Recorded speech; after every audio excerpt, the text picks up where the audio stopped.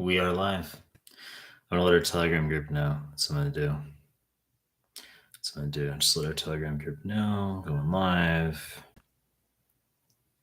Live on YouTube. Office hours. Office hours live on YouTube.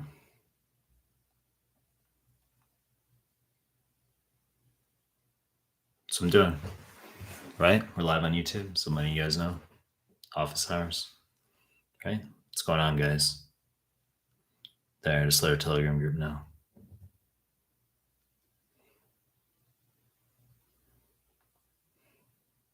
What's going on, guys? If you're coming into the chat, give the video a like. Right? Give the live chat a like. Just let our Telegram group know. Right? That's what I'm doing.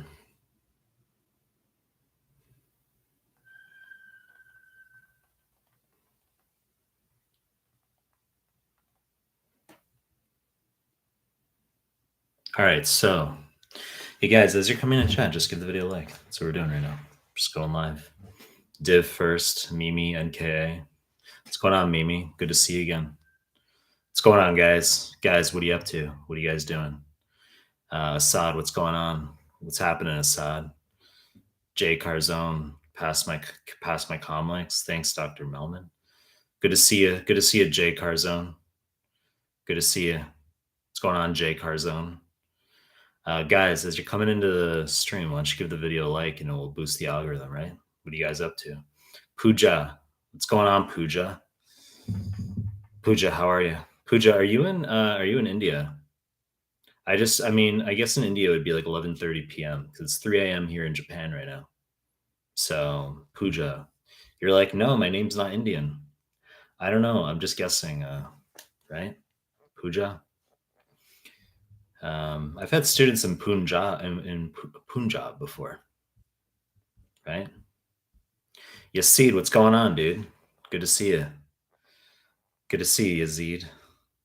The doc, the myth, the legend. How you been? Yo, what's going on, dude? AMR, Amir, El Sayed. What's going on, dude? Hey, Dr. Mike. Truth Teller, what's up? What's going on, Truth Teller? Good to see you. Jinty Gibson. I think that's a new name. I don't think I've seen that. I don't think I've seen Jinty. Jinty, I don't. Maybe you've been here like once. What's up? I like the Watchman. What type is it? This one? Yeah, that's what we call an AP, right? Shruti Sinha, Dr. Hey, Dr. Mike. What's going on, Shruti? What are you up to? What's going on, Shruti? Are you in India also right now, Shruti? Musa Mustafa. Is it Musa or Mousa? I don't know how to say that. Mustafa. You in Turkey? I've got like a lot of Mustafa friends.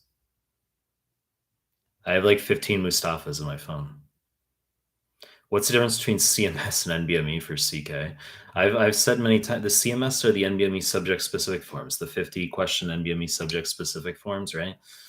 So when you do the CK, AMBOSS, or UWorld, right, you're going to finish 4,100 questions in UWorld, or you're going to do all 3,700 questions in AMBOSS, and then that's going to take you about 2 months. And then when you finish, you're going to do the 45 to 50 NBME subject-specific forms, right? They're 50 questions, and you're going to do 2 per day, ideally. And this is if you're post-grad, of course, and it's going to take you 3 to 3.5 weeks to get through them. So CMS, Clinical Master's Series, that refers to, as I just fucking said, NBME subject-specific forms, pediatrics, obs-gyn, family medicine, emergency, etc.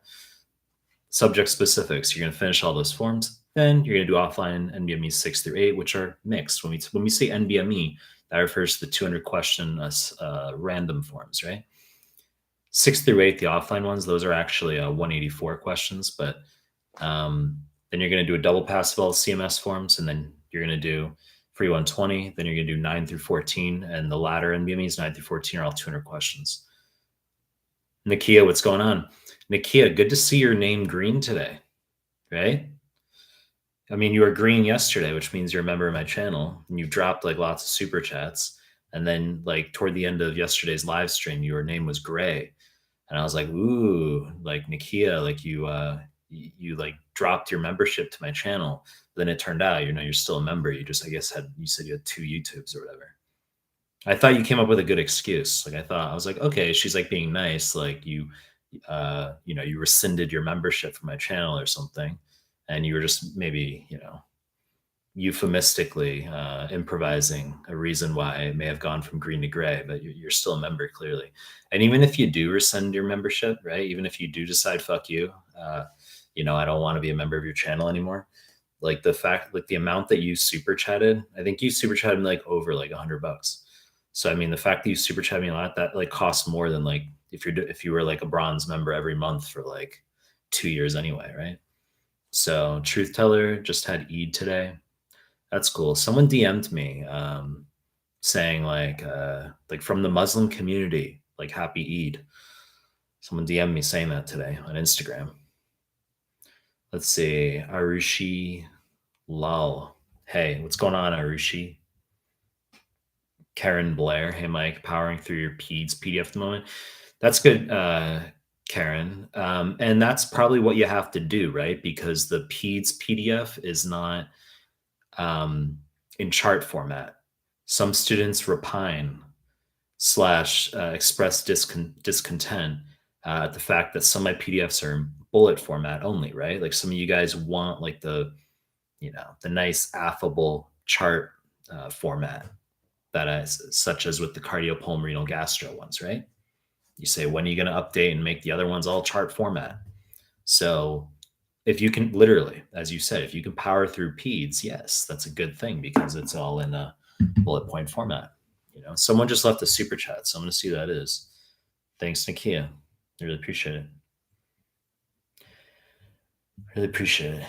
You have a question. You said that. So, guys, if you leave a super chat, I'll address your question as priority. I'll address all your questions as I move through the live stream. I'm not an asshole. Like I literally care about all you guys, and I'll address all your questions. But if you leave a super chat, I sort of just like, I bypass and I go down. I see what your question is. So you said, Nakia, you have a question. The high yield review PDFs. When should we incorporate those? Days before the real? No, I mean, you can obviously do my PDFs at any point, but you should be doing the PDFs ideally throughout your QBank prep, right? Prior to the NBME exams. So I've said repeatedly that you're going to do EG 40 questions per day in the morning. You're going to do you'll have your lunch break or whatever. Then you'll have your afternoon, evening phase 2 of the day where you have one of two options. You can either, or I guess 3 options. Your first option is just you don't feel like doing my PDFs or YouTube MCQs. You can just titrate up to 80 questions per day, right? So the 40 questions you do in the morning, that's never going to change. That's fixed. You have lunch, the second phase of the day, it's flexible. So you say, I'll just do 80 questions today. If you finish 80 and you still have, you could study more time. I don't want you doing more than 80. I want you using my PDFs for my YouTube MCQs. So that's your first option. You can titrate up to 80. Your second option is just do my PDFs, YouTube MCQs. Third option is maybe you start doing the PDFs, YouTube MCQs. You say I'm ADHDing right now, so maybe I'll go back to questions, right? Knock out another block of 10, 50, knock out another block of 10, 60, or the reverse, where you do 60 and then maybe you do some PDFs at the end of the day. It's the second part of the day that's flexible, and that flexibility confers it confers a lack of monotony, essentially. Okay, so you can change it up, and your prep won't be as boring, essentially. So let me see here. Let's scroll back up.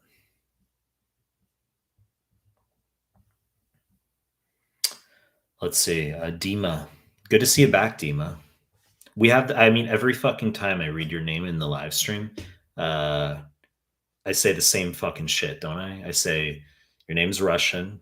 I say, but you said you were from Ukraine maybe, but that you're living in Canada. And then I could be wrong about that. And we just do this over and over again where I say the same shit and it's wrong.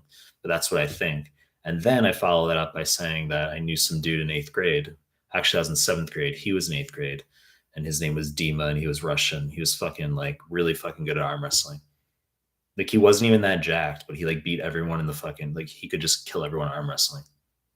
So there you go, right?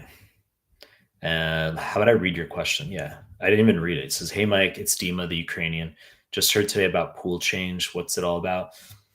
Doesn't fucking matter. Okay. So when there's this speculation about the question pools being updated, i.e., questions being shifted in and out, okay, it doesn't change our management in terms of study.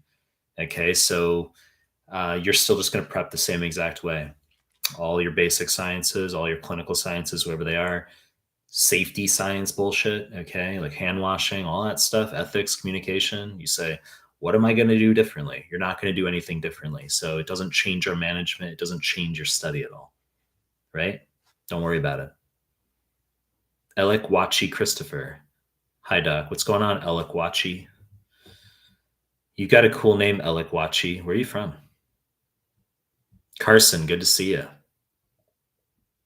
Hell, I'm 4 years. I'm year 4 after. No, literally, you're writing. I'm 4 years after step 1. I'm preparing for CK. I don't study surgery, obs-gyn, etc. Should I watch the lectures for that subject or just Amboss and YouTube? Guys, I've said that things are generally sequential, didn't I? If you're post grad, you're going to do it the tetrad, but you're going to do things where you finish all of QBank first. So Carson, I want you doing all of Amboss or all of UWorld, right? As I just fucking talked about, you have your phase 1 of the day with questions, your phase 2 with flexibility. I just talked about that. That's what you're going to do until you're done with UWorld or Amboss. There's no CMS, there's no NBMEs, there's nothing like that until you're done with the QBank phase. Okay, that's what you're going to do. And my PDFs and my YouTube MCQs come during that second phase of the day. That's what's going to happen, right? Tony Dang. Hi, Mike. What's going on, Tony? Where are you from? Where are you at? Where are you at, Tony? Mimi NKA. Hi, Mike. Is there a cause to worry if you are yet to sit step 2 this year and you are target for the match 25? Mimi, what are you asking? If you're matching, are you asking about if you are asking about the 2025 match, obviously that would have no relevance right now, right? If you're talking about matching next year and you're worrying about because you haven't sat step 2 yet, you need to sit it soon, don't you? Yes, but I think you got to check the exact dates. Those things can fluctuate. You got to check the exact dates as to when you can last apply, and therefore when you should have your 2CK score the latest, and therefore when's the latest you should sit your step 2. But it tends to be around maybe September-ish. Okay, that tends to be the generally the latest you want to sit step 2 if you're going to apply this year. Div, yes, it's 11:30 p.m. here. Good, you're in India. Right now it's 11:40 p.m. in India. How many of you guys are in India right now? Abby Love, hi Doc. What's going on, Abby? Where are you at? Where are you at, Abby? Amir, it's 9 p.m. in Egypt right now. So a little after 9 p.m. in Egypt. Where in Egypt are you, Amir? Like how I don't know. I mean, I've never been to Egypt. We chatted about this. It was yesterday. We chatted about this in yesterday's live stream, right? I said like I would like to go to Egypt. It's not like the most safe place. And then someone else entered the chat and they were like, Egypt's safe. And I was like, well, maybe in Africa, if we just consider Africa, maybe it's safe compared to like Chad or Nigeria, right? But we had like violence in that realm, or like diseases like Swaziland with AIDS, or malaria, if you're talking like Central African Republic or something. So I mean, I guess Egypt is like safe for Africa, but in terms of the world, right, maybe not the most safe. I'd like to go to Egypt though. That'd be cool, right? I would just when you're a content creator, it shifts like your priorities in terms of like you start thinking about like, oh, like what am I going to do if I don't bring my laptop, if I don't bring my smartphone, right? Because I wouldn't want to bring those things with me. I wouldn't like trust necessarily bringing those very like expensive electronics that are very important, But what are you going to do when you're abroad? Like, how are you going to put out content, right? Arushi, Lali, yeah. Okay, we got a lot of that. So yeah, it's 11:30 in India. Shruti, Arushi, you're from Punjab. Sweet. I taught a class in Punjab like years ago. I taught like 12 students at the same time in Punjab. They were like in some computer lab and they were all linked to like I was doing the lecture and they were like all linked to me. And I did it on the like adrenergic farm. This was like years ago. But it was like way above their level at the time. They needed like hyper basic shit. I was giving them like a kind of a hardcore push on like adrenergic farm. Karen Blair, it's 2 p.m. now in Guyana, South Africa. Guyana, right? That's cool. Karen, you're not in Johannesburg. Talked about South Africa in the chat yesterday too, right? Just saying that like um, you go there, and if you're white, maybe it's like more dangerous, right? All that like apartheid history. Um, when I was 20, yeah, when I turned 23 and I was in Australia. Well, no, I was 22. I met some chick from South Africa.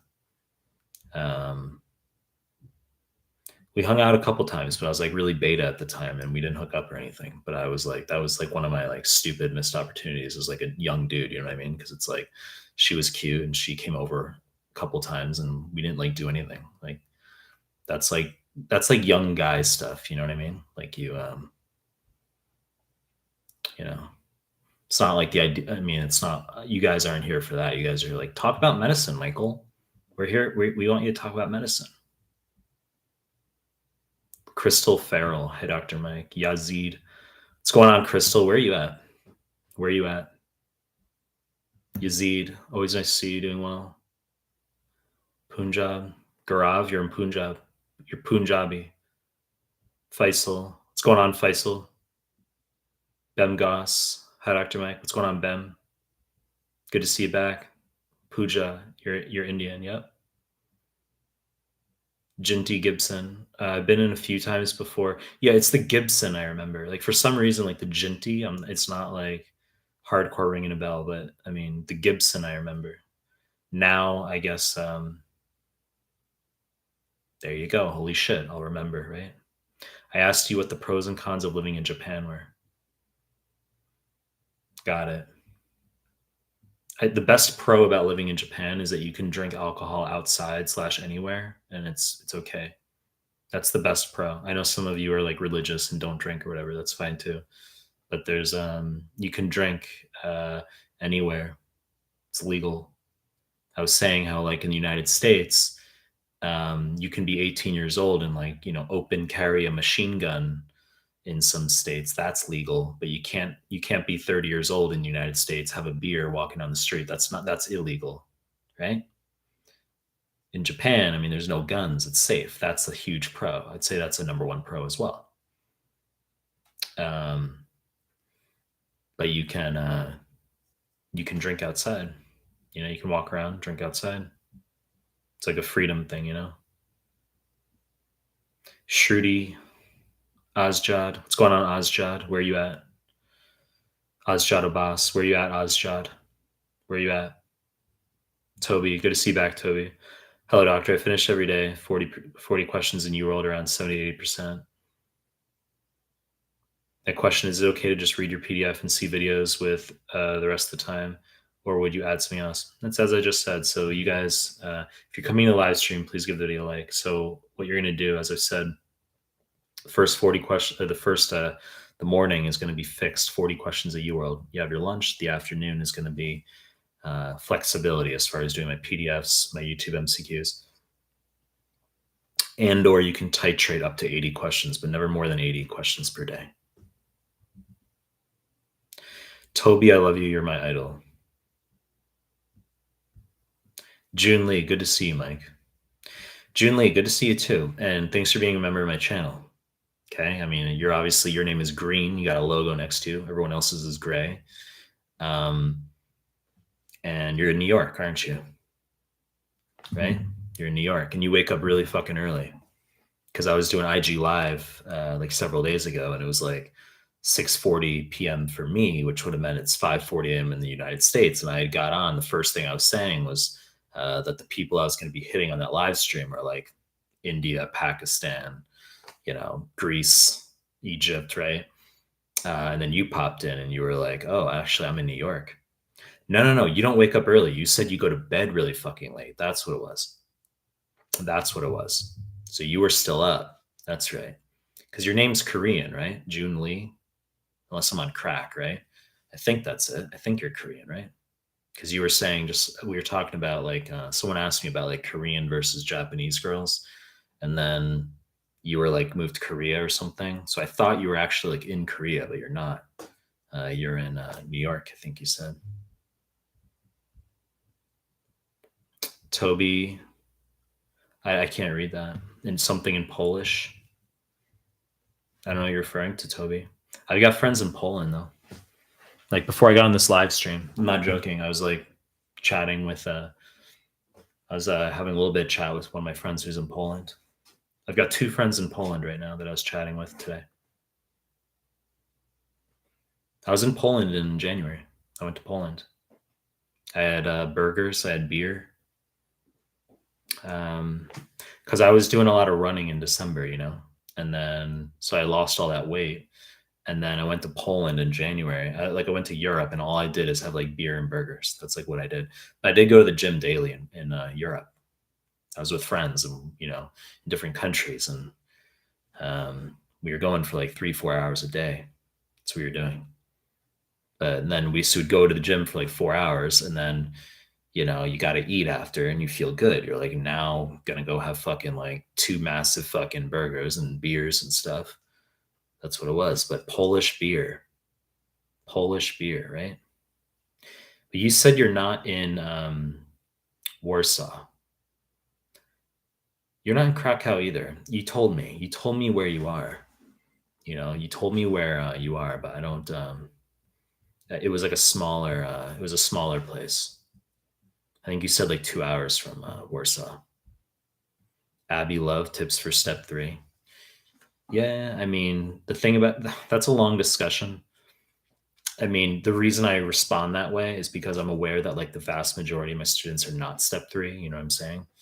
Um, but for step 3, it depends on whether you're sitting it like significantly out of med school. Like if you took step 2 ages ago, it's either you took step 2 ages ago or you just took step 2.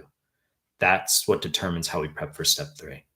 And the reason I say that is because in order to prep for step 3, and this is your tip, is that you need to do all the CMS forms that the same as you do for step 2. You're going to do all the CMS forms, the 4550 forms. You're going to do all those for step 3. And you're going to do all the step 2 NBMEs. Holy shit. 6 through 14 and free 120 for step 2. Okay. All those forms you're doing as well for step 3. So if you just sit step 2, and so in order to register for step 3, you have to have ECFMG certification. Okay. So you have to have step 1 done, pass. You have to have 2CK pass. You have to have the OET finished. You have to have a medical degree. Then you can apply for ECFMG certification, and you have to have ECFMG certification before you can apply to sit step 3. So if you just sat step 2 and you did all the CMS forms, you did all the NBMEs, okay, while you're waiting on the 2CK pass score, you're going to start doing UWorld, or sorry, you get your OET out of the way, right? You get that bullshit English exam out of the way. So that takes you like, I don't know, a week. It's within a week after your 2CK, presumably.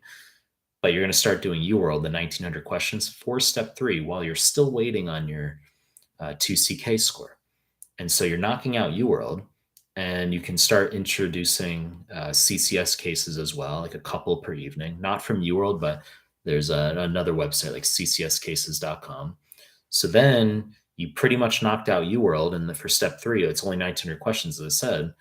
You get your pass mark on the 2CK exam, whatever it is, 230, 240, whatever you get. You've got the pass and the OET in both steps 1 and 2, and you have your medical degree. Now you apply for ECFMG certification. That's going to take 2 weeks, and you're still just finishing UWorld for step 3.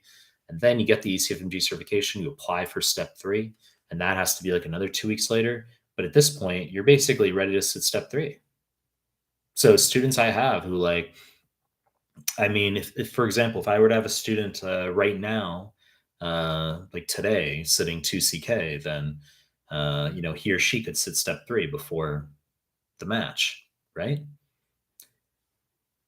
If you're sitting step three significantly after your 2CK, you're going to have to redo all the CMS and the 2CK and BME forms later. So I tell students that I say like, if you want to, if students who are sitting step two, 2CK, I say, if you want to get step three out of the way, if you're willing to do it, like 2 months from now, you're not going to have to repeat all the CMS, the NBME forms. You can just, it'll be much more efficient. But if you say, fuck that, I don't want to deal with step three anytime soon. I'll deal with it when I'm in residency. I'll deal with it in 2 years or whatever. Just know that you're going to have to redo all those CMS forms and the 2CK NBMEs later. Okay, that's what it's going to entail. Zane, ECFMG just released a statement about the importance of diversity in U.S. residency programs. You told me the exact same thing yesterday when I asked you about graduating from Syria. It's hilarious because like it's like literally like in the United States today, you had like the Supreme Court uh, knock down the affirmative action stuff, but that's like a formality. I mean, people sort of subjectively will still have an affirmative action mindset. That's like no one now that it's illegal, illegal essentially. I think they said like violate the 14th Amendment or something, affirmative action. But people will still have that mentality. In other words, even if affirmative action is illegal, quote unquote, there's, you're going to get directors or committee members who would still not rather have like some white dude like me in the program. They would prefer like someone from Syria. I think that's a good thing. I think it's good to have representation from different countries, right? I think it's an advantage. Like if I'm applying from Syria with a 279, I think that's an advantage compared to being some American white dude, right? Who with a 279, right? You gotta have they'd fucking like salivate. They'd be like, oh shit, this is good because it's like it kind of fills that checkbox. It satisfies that checkbox of like we've got representation from like this culture, this area of the world, right? Like we're gonna have people from different cultures and religions. Like we want that checkbox, and they're fucking smart and they're like high scoring and stuff. Like that's a good thing. Like we'll take them over the white dude. That's gonna be sort of like subjective, right? They won't admit to it because now it's illegal. But I think that's an advantage. You're applying from and you're from fucking like, you know, Namibia or something. Like that's an advantage, not a disadvantage. June Lee, what made you change your view on Amboss? I mean, sure, I put out videos like in 2021 and stuff saying that. If you go to my old videos, yeah, I talked about how UWorld, I viewed UWorld as superior to Amboss. The Amboss was overly nitpicky. That was a couple of years ago. Now I view them as non-superior to each other, as in neither will increase your score more than the other. They're perfectly, you can choose either one. Either one. Okay. And you say, what made me change my view? I think it's a combination of hearing lots of positive things about it from students whom I teach directly, as well as students just, in the Telegram group occasionally over time. Or it's that in addition to the fact that they seem to be very active in that they are growing, right? So they are very proactive.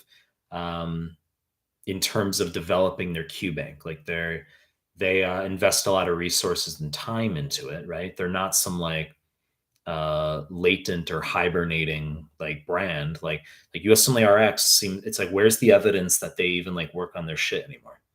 It's like has anyone like worked on that resource lately? Like what are they doing? Is there any evidence of that? Like Amboss tends to be very, very like obnoxious with their promotions and stuff. That's what I don't like about Amboss is they try to do all this like get student ambassadors. Like I literally banned someone from the Telegram group today for you know you guys wouldn't know because if someone posts spam, I delete them and ban the user instantly, right? Maybe like it'll be like 12 of you who see it if I get to it quickly. Um, but someone like posted some amboss like ambassador shit. I was like, get the fuck out of here. And I literally like banned them. And like I ban and delete all posts from that person. And occasionally it's someone who's like, they were like a legitimate follower, or they like I'll go into my admin panel and I see that I deleted their amboss ambassador shit, bullshit fucking spam. And then I see all the other posts that were deleted as a result. And occasionally they're like, Mike's PDFs are fucking great and stuff like that. And it's like, that's cool. I just deleted some random fucking follower, but I don't know what to tell you. Don't post spam. You know what I'm saying? So, all right. So let's see here. Mike, truth teller. Hey, Dr. Mike, are the annoying micro stuff like recombination, conjugation, phenotypic reassortments that are high yield or low yield? I'd say low yield, but they can show up. There's questions that show up, right? Conjugation, I mean, um, cell to cell contact would be visual. Like if a pilus is transferred, if antibiotics resistance genes are transferred via pilus, there's a question with the NBME somewhere where they say like it's like hypothesized that a pilus is used to or they say either conjugation. They say the word conjugation or they say a pilus. I think they said conjugation. Like it's hypothesized that conjugation is the method via which antibiotics resistance genes are transferred. And then they're like, which of the following observations would most support this hypothesis? And the answer was like observation of cell to cell contact, which would make sense because you would need a pilus to connect the two cells, right? For the plasmid transfer. Things like transformation. Transformation is picking up antibiotics resistance genes directly from the extracellular space. So what they like for that is that it's eliminated with DNase. Okay, so you can nullify that process with DNase, because if you throw a nucleotidase into the extracellular medium, isn't that just going to degrade the antibiotic resistance genes floating around? Because transformation is just grabbing those genes from the extracellular space. Strep pneumo is a natural transformer, but that's an important question. Okay, the transformation. If you see, it's a big fucking paragraph, and they have all the answers like transduction, conjugation, transformation, all that stuff, and you're like, fuck, I hate these questions. And then you see in there that it's like you're glancing around, it's like this process is knocked out with DNase. It's transformation, right? Let's see, truth tellers, epidemiology, high yield, by the way, or low yield, by the way, not talking about biostats. Thanks. I mean, you're going to get random questions on that stuff, but I wouldn't like go out of your way to like hardcore study it necessarily. Biostats, yes. And I have, I have a PDF on that. I've got PDF on communication ethics. Nakia Brooks, love the ring. Turquoise, yes, I know. LOL, crazy. Never forever remember. Never forever remember. Even when I pass, ha. That's good, Nakia. Thanks, Nakia. And for your super chat again, of course. Oz Jadabas, I can't join and become a member. I think we can't do that in Pakistan. Well, you got to sort that shit out, don't you?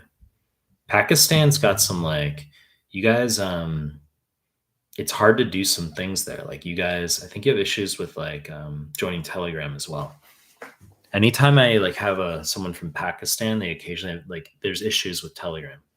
And I'm like, you got to get a VPN. They'll be like, the link you sent is expired. I'm like, it's not fucking expired. I'm like, use a VPN or you can access the group using a laptop or tablet. And then they're like, oh, it worked. Thanks. So there's something about Pakistan. I don't know what the issue is with Telegram. And I think it might be a country as well where PayPal has a problem. KQPEY finally caught a live stream. That's good. Yeah, because you asked quite a few.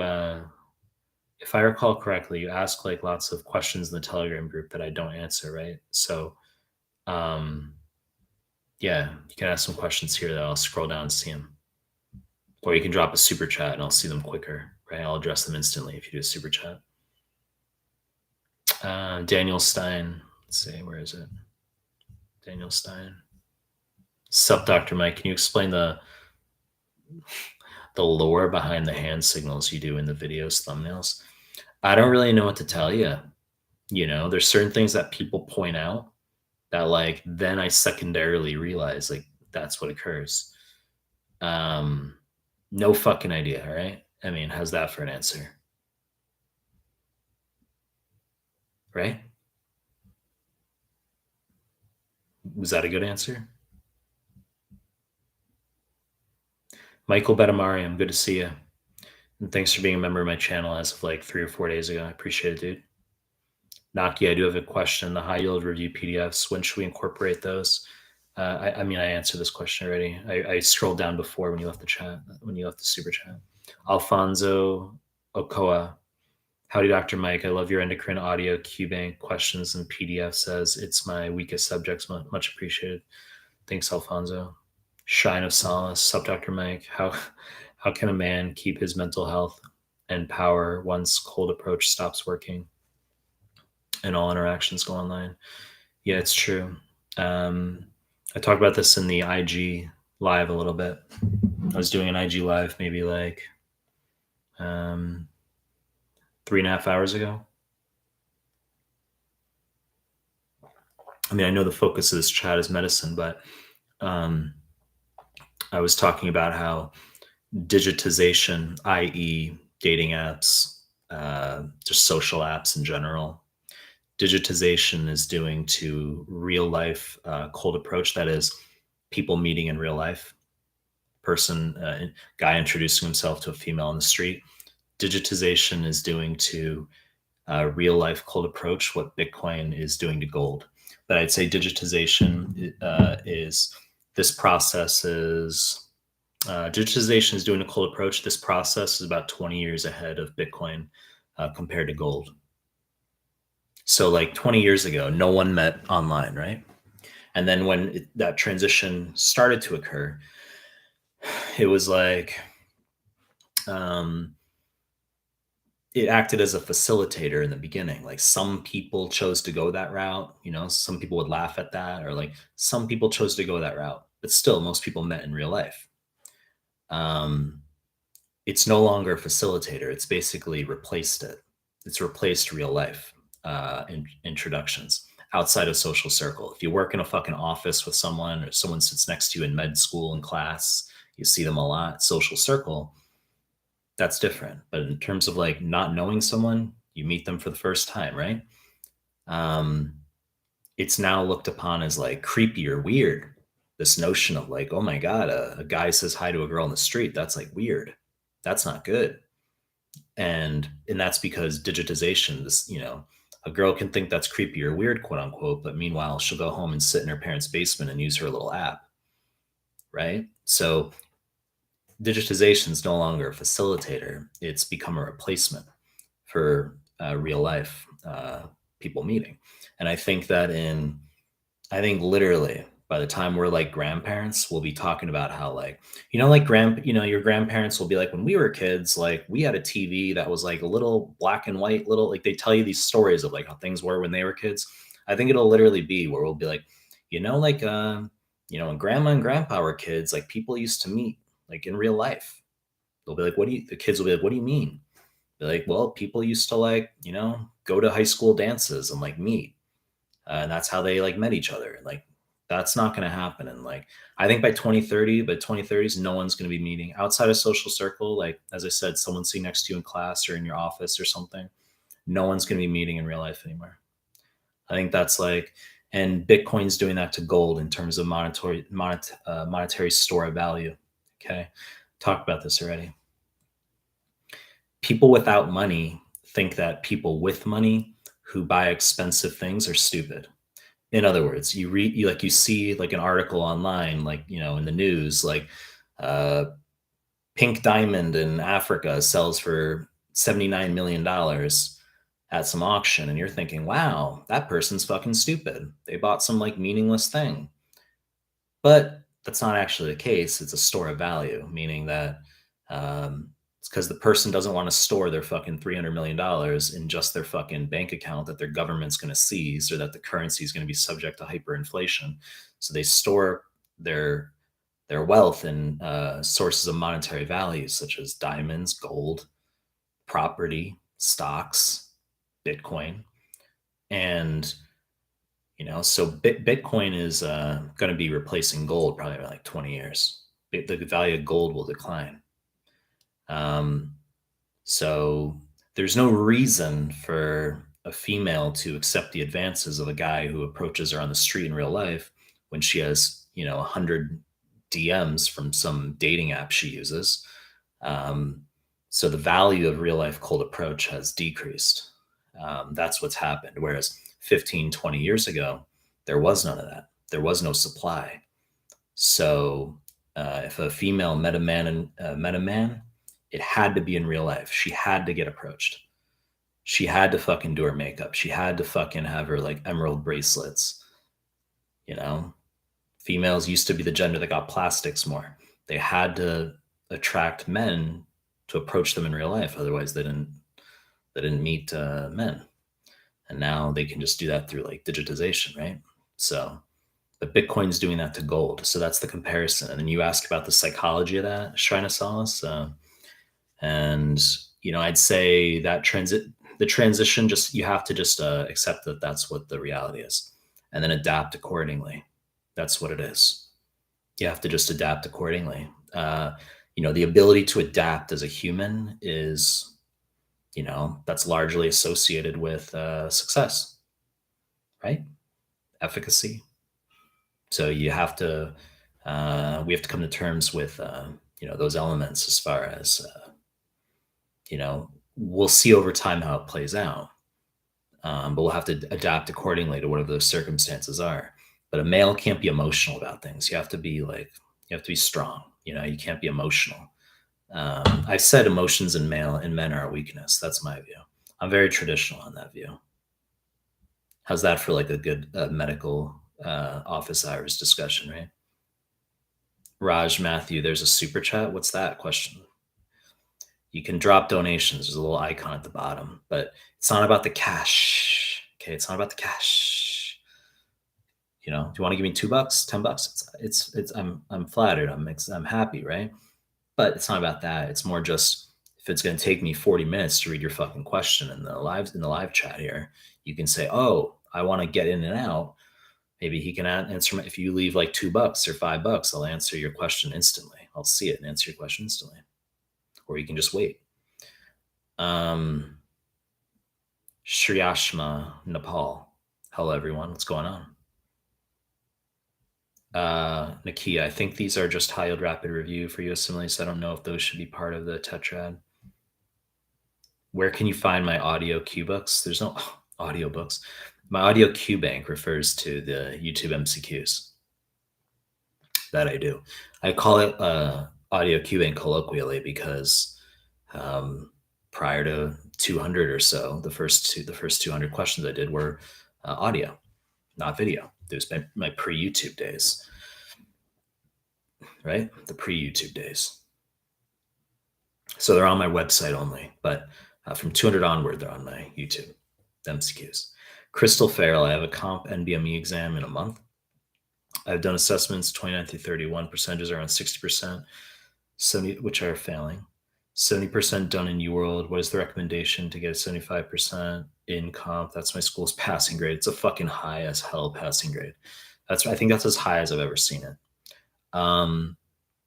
You need to postpone, and you need to finish all of QBank, and you need to postpone about a month. And if you say you can't, okay, because this is often the case, the student says they can't postpone. It's a gray area, and it's something I usually have to sit and chat with you about. But you took 3 NBMEs, and you said you got 60%, right? So what's going to happen is if you do, let's say NBME 28 now, or 27, you get another 60% or 62%. We're wasting the NBMEs, okay? Because I've said I don't want you sitting the NBMEs while you're failing them. 60's a fail, okay? So you need like 65, 2/3 plus. That's what we want. So I'd rather just have you go through QBank at this point.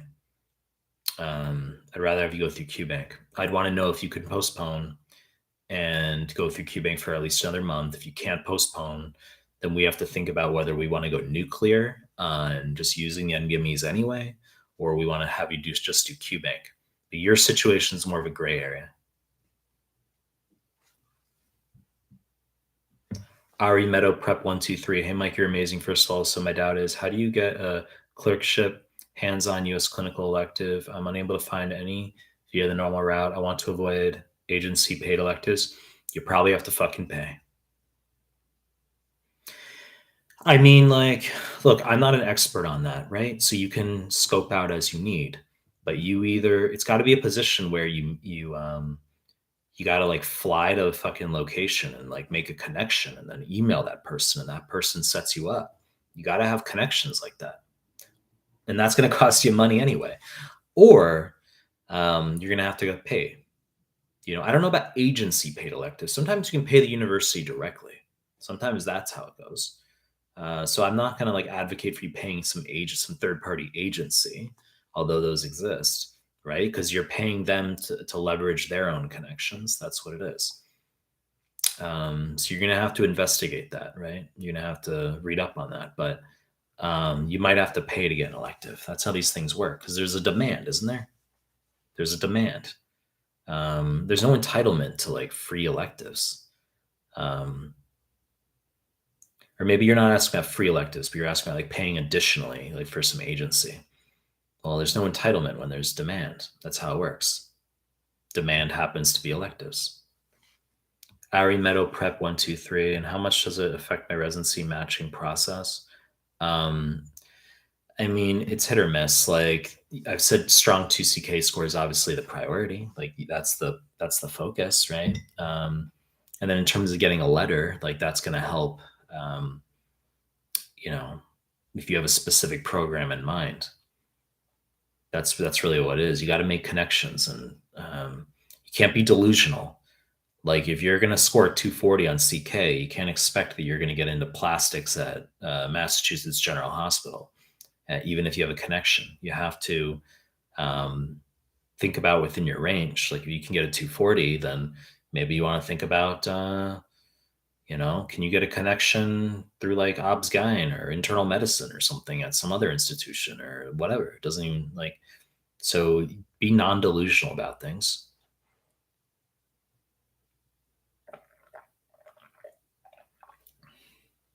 Dima, you said, haha, you almost got it right. Ukrainian, live in Israel currently. I'll try to remember that, right? Like I said New York City, but I don't know why I was thinking New York City. Like, where did I get that from? No, June Lee is New York City. Ukrainian living in Israel. Yeah, that's cool, man. That's really cool. A lot of Israelis go to Lithuania for med school. That's my observation. I've had a lot of students in Lithuania who are Israeli. Shruti Sinha, how do I go about the NBME's 2024 PDFs with a timer? You don't have to, but you can use Google Timer if you want. You say, if I want to simulate the exam out of comfort zone, thanks a ton. Like you can use Google Timer. You got to just like figure out maybe Google, is it like 72 seconds per question, whatever it is. And you have to just say, this is my block time. Then you can have like Google Timer there or a stopwatch or whatever. That's what you're going to do. I've said you don't have to do 20 through 24 offline timed. I want you doing I don't want you doing a tutor mode. Like I want you doing all 4 blocks in a row, right? With breaks. So that's probably, 4 hours for the exam plus breaks total 4.5 hours. And then you review after. So that's what you're going to do. But you don't have to time yourself per se. I just don't want you taking all fucking day.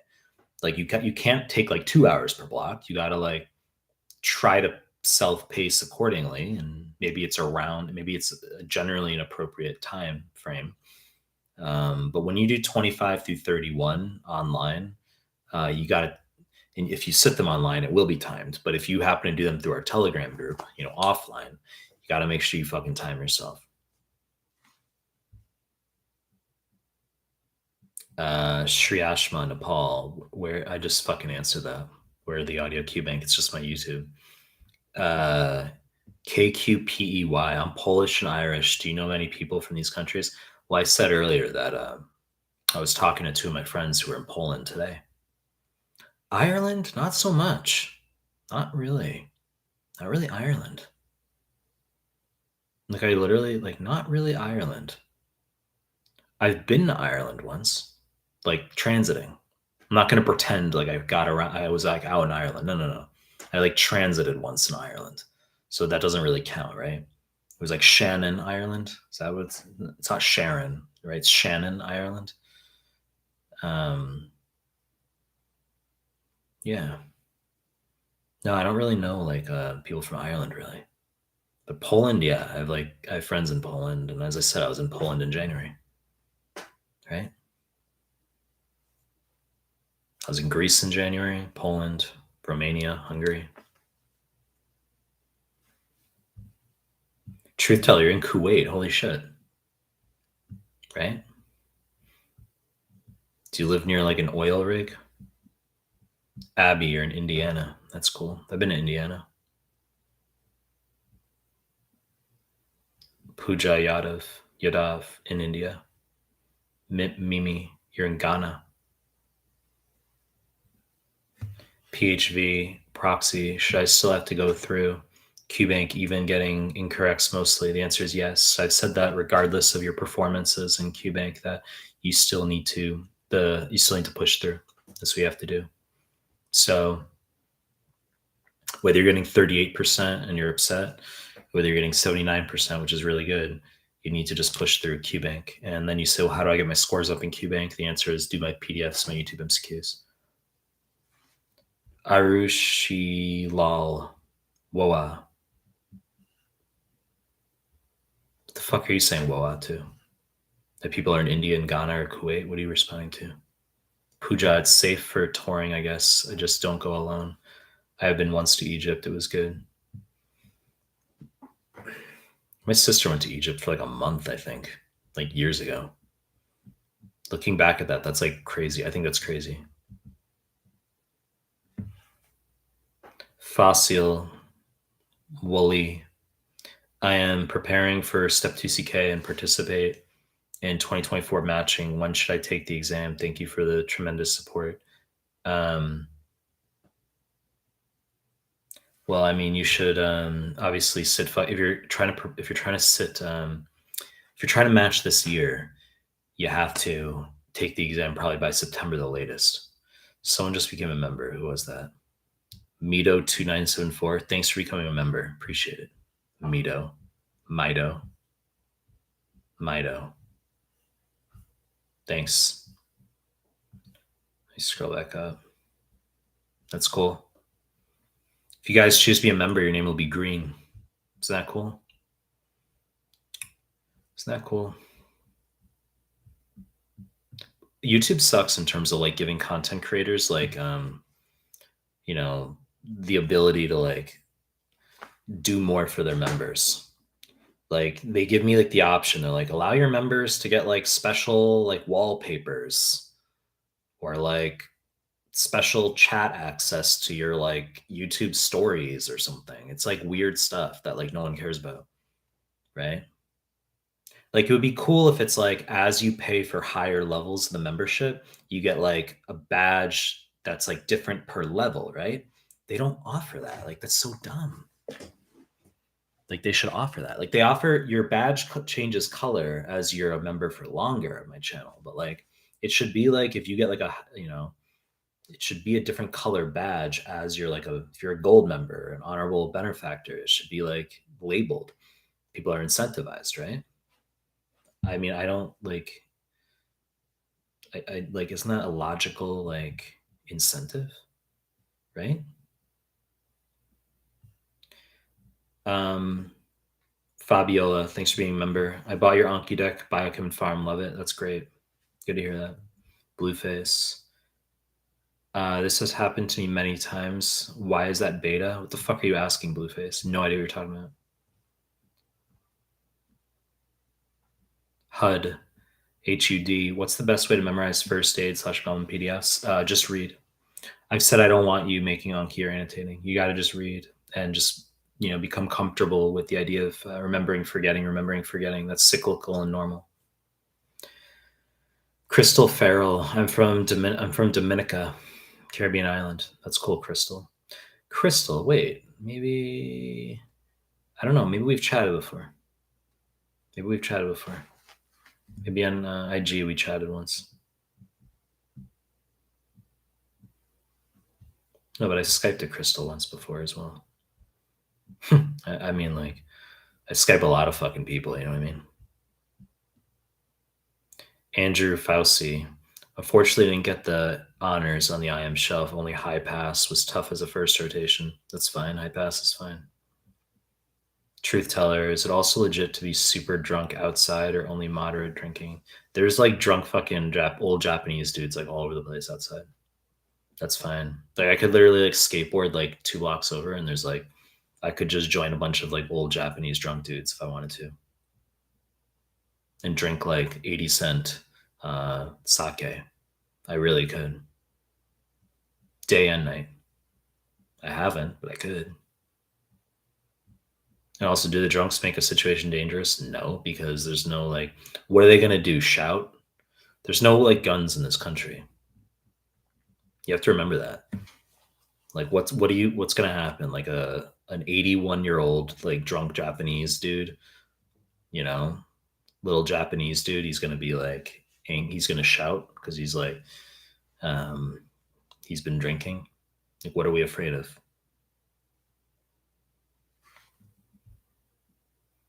June Lee, I'm 100% Korean, and you're in Cali. That's cool, June Lee. Hashim Sohail. Do you like June Lee, do you like chanja? Do you like chanja? Um what about chamisu?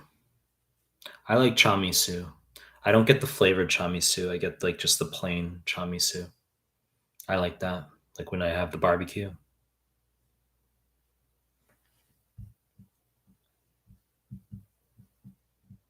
I like makgeolli too, but that's like more female stuff, right?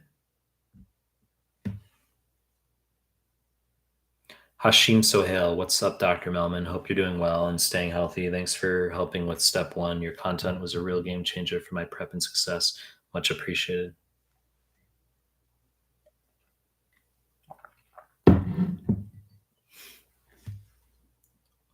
Olston. Toby, you're in Olston. I'm probably butchering that fucking name, right? Olston. Yeah, 2 hours from Warsaw. Well, I'll be back in Poland maybe this year, December or so. I like going to Europe in winter. I'll go to Poland. I told you already. I'll go to Poland. I have a couple friends in Warsaw. I'll visit them in Warsaw, and then yeah, we might like we can take train out to like uh, Olston. We'll get beers. We have Polish beers in Olston. That's what we'll do. Yeah, that's what we'll do. Burgers and Polish beers in Olston, right? We'll see who can drink more. I can drink a lot. Hashim Sohail, I'm currently taking shelf exams. Want to ask after UWorld and CMS forms. Are any of the BRS or pretest questions recommended for any specific shelf exams? Laughable. Laughable. That's on par with like asking about like Kaplan 1994. That's like, um, those are anachronistic resources, right? Let's use sophisticated words, right? They're from a different time and place. Like those resources are anachronistic. You know, they're not. They don't have a place in this like in this like in this decade. Nor do they have a place in the last decade. Radhika, good to see you. SLE plus red urine is MPGN. That is correct. SLE with nephrotic syndrome is FSGS. Sometimes it could be membranous glomerulonephropathy. When is renal papillary necrosis the answer? Renal papillary necrosis is the answer when you have red urine in sickle cell. So sickle cell plus dark urine is renal papillary necrosis. Sickle cell plus nephrotic syndrome plus no dark urine but renal issue, that's FSGS. That's what you meant to write, Radhika. So SLE plus red urine is MPGN. SLE plus no red urine but a renal issue can be membranous. No. I'm reading that wrong. No. I'm kind of going off what you said right now. SLE plus red urine is DPGN. SLE plus red urine is DPGN. Lupus nephritis is DPGN, not MPGN. MPGN is hepatitis C or malignancy. You got everything you've written is wrong. Everything you've written is wrong. Okay, so SLE plus red urine is DPGN. SLE plus renal issue that's not red urine, that's membranous. And then sickle cell plus red urine is renal papillary necrosis. Sickle cell plus no red urine but a renal issue is focal segmental glomerulosclerosis. Renal papillary necrosis can also sometimes be precipitated by infection, things like NSAIDs.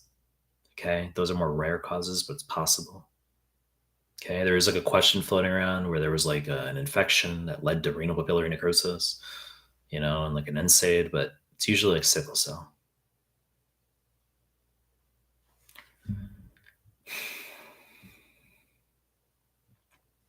PHV proxy, how to manage med school and step one simultaneously as time constraints are present. What are the non-negotiable things that we have to do on a daily basis? What is the order of priority, like QBank greater than PDFs, question mark? Yeah, I mean, it's a fully loaded question, right? Like a lot of like energy has to go into like answering that question. But basically, when you're going to have time constraints regardless, and I've said that I want you to go through QBank untimed tutor random ideally. But then you ask about how to prep for med school simultaneously, which of course is going to be subject specific, right? Topic specific, e.g., you got a cardio quiz in 2 weeks. And then after that, you're going to have your endocrine and GI or heme or whatever. So, but that's subject specific. So you say, well, why should I do QBank untimed tutor random if I'm going through school subject specific? That's a gray area because my focus is to get you through USMLE. And I've said for USMLE, your macro retention is going to be augmented the most if you go through untimed tutor random QBank. Okay. But if a student is doing well in school, okay, not really can get decent grades already, I say like untimed tutor random for QBank. They have their lunch break or whatever, and then they can focus on my PDF. If they have a cardio quiz in 2 weeks, do my cardio PDF, do my cardio YouTube playlist, do their fucking like school slides or whatever. That's what I say. If they're struggling to pass med school, if they're like, no, I like failed last term or something, and I have to like, I failed MSK or whatever, I failed GI, I can't fail it, stuff like that, I can have them go through QBank subject specific. I just prefer not to do that. Okay. It can work first year where you're going through an entire QBank subject specific because first year you're not prepping for USMLE essentially. Like USMLE, when you're in second year, you got to be doing QBank on random mode. Because if you exhaust all your questions in a certain subject early, you're going to fuck with your macro retention, right? You're going to decrease the probability of macro retention. What are the non-negotiable things we have to do on a daily basis? Questions. 40 questions minimum per day. Non-negotiable. From first year med, basically. Right? And you'll build your foundation through first year med, and then you'll get to second year med when you start USMLE prep, and you'll be ahead. And also, non-med related, non-negotiable is going to the gym 5 days a week minimum, right? Because that's really good for your psych as well. And you're, just being able to like, you got to have an outlet that way. It's important. And then you say the priority QBanks, etc. I've already talked about this, that you're going to do all of them. It's not one or the other. It's not a priority. It's QBank in the morning and then PDFs, YouTube MCQs in the afternoon, evening. MDMEs come late. Those have no role until you're like late in your USMLE prep. Truth teller, I think sickle cell for, exactly. That's right. You were responding to Radhika. Amir M, does UWorld percentage matter? The 40 questions per block? No, it doesn't matter. I've said that. Von Wilburn Aziz asks, do you remember if you had any topics you didn't like when studying for step one? I hated anatomy. And that's because my school sucked at teaching anatomy. My school didn't teach anatomy. So I was like really bad at anatomy for like when I was studying for step one. I hated it. But But like USMLE wasn't like strong. They didn't like teach hard. They don't teach hardcore anatomy. Like some things show up, sure, okay, but it was really annoying during the numerical step one era when like every fucking question matters and like you would like freak out about like anatomy that way because you were, you know, if you're gunner and you were like shooting for the highest score where like one question, two questions, right, made a huge difference, then you'd freak out about like, you know, nitpicky anatomy and stuff. Now it doesn't fucking matter with the pass fail step one, but like at the time I loathed anatomy and it was just because my school fucking sucked at like they didn't teach it. Like they didn't teach it. I mean, I self studied everything. My school was like useless for the first years, but that's every med school actually. That's every med school. Because I was in Brisbane, I was at University of Queensland, and like I went down to some conference in Melbourne. No, sorry, yeah, I went to Melbourne. I went to a conference there, and I met like a med student there, and he and I were chatting, and he was saying he's like my school sucks at teaching like anatomy. I was like your fucking school too, dude. And I realized like it's not just my school. It's like actually like other schools. And then as a tutor, like I interact with people all the fucking time, Caribbean, Europe, fucking like Israel, India, Pakistan, right? USMD. I have students from some good USMD med schools. And you know what's common among all these schools is that their schools don't teach jack fucking shit, right? So Summer Jones, LOL. Just curious why you dropped the F bomb so much. Love the energy. I banned someone from this live stream like yesterday whose name was like KC Jones, I think. There was like someone in the live stream yesterday who was criticizing my appearance. And I just like I gave him a chance. Like I'm open to criticism and stuff, but then he got like really like he got into it. He was like he was having a good time. Right? He was like, I'm gonna use this opportunity in the live chat to like um, you know, vilify and like criticize appearance. And then I just was like, okay. And then I just clicked on the three little dots next to his name and I just blocked and banned. And it's like, okay. I mean, you lose your ability to interact with the content creator. Oh,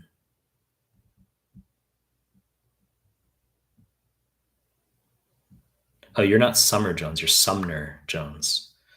My third grade teacher, her name was Mrs. Sumner.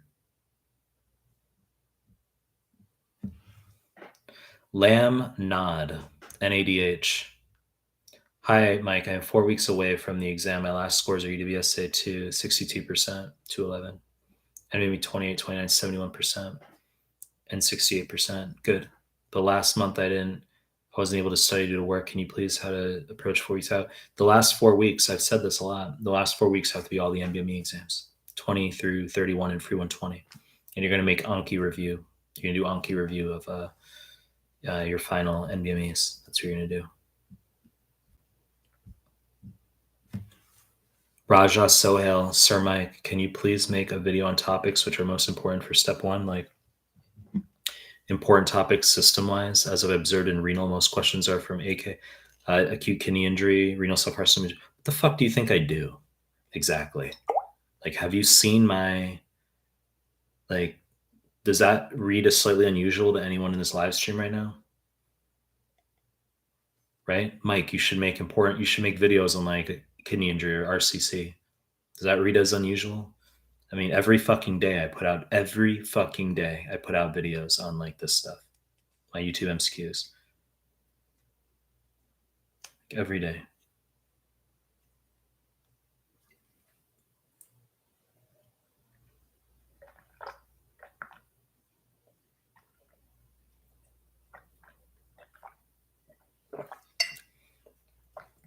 I just finished my tea. It's 4:05 a.m. So that's gonna have to push that. That's the maximal amount of caffeine. I'm gonna have to push through on that.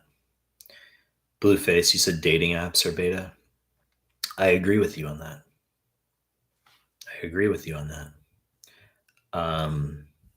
Just lost where I was. I was just saying before that like digitization is doing to real life cold approach what Bitcoin is doing to gold. And Ethereum is just silver. Ethereum has slightly more volatility than uh, Bitcoin. Gold is slightly, or silver is more volatility than Bitcoin. And then other alts mostly are going to go away, but you'll get some that exist in the future, like, whatever they are. That would be like, you can still trade copper, you can still trade platinum, you can still trade palladium, oil, right? Natural gas. So you'll have some alts, that persevere, whether they're the Cardanos or Solanas or whatever the fuck they are, you know, Doge, whatever the fuck it turns out to be, right?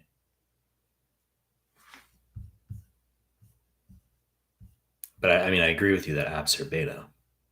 Apps will ban alphas as well. That's another thing. Apps will ban alphas.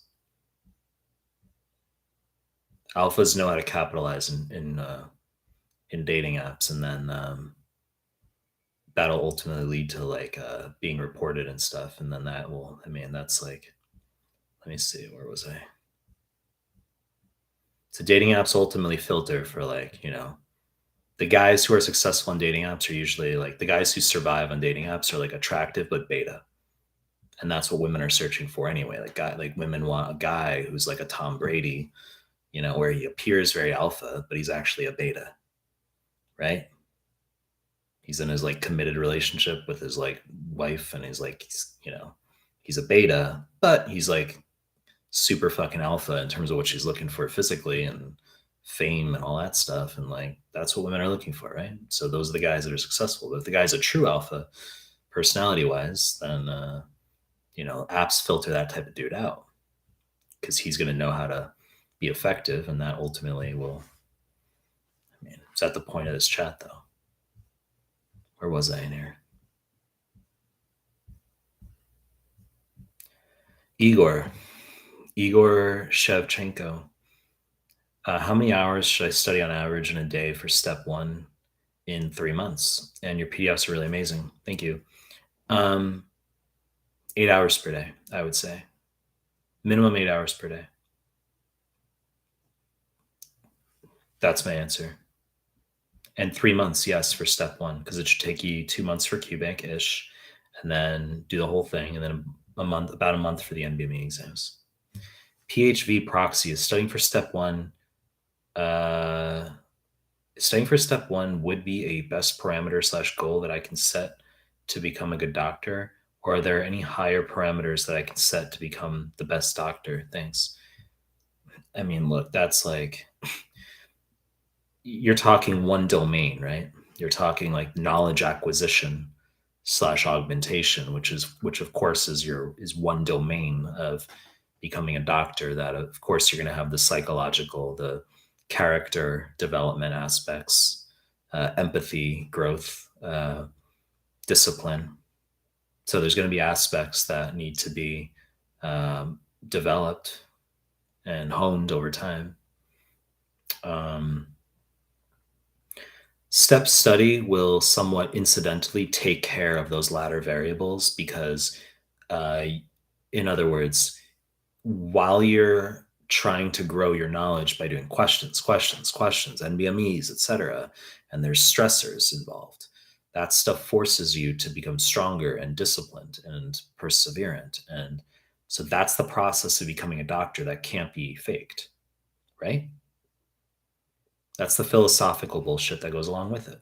I shouldn't say bullshit, but I mean, it's the philosophical domain that's coupled to the actual augmentation and knowledge base, which is as you develop perseverance and discipline required to study, that those characteristics are actually what make you a better doctor.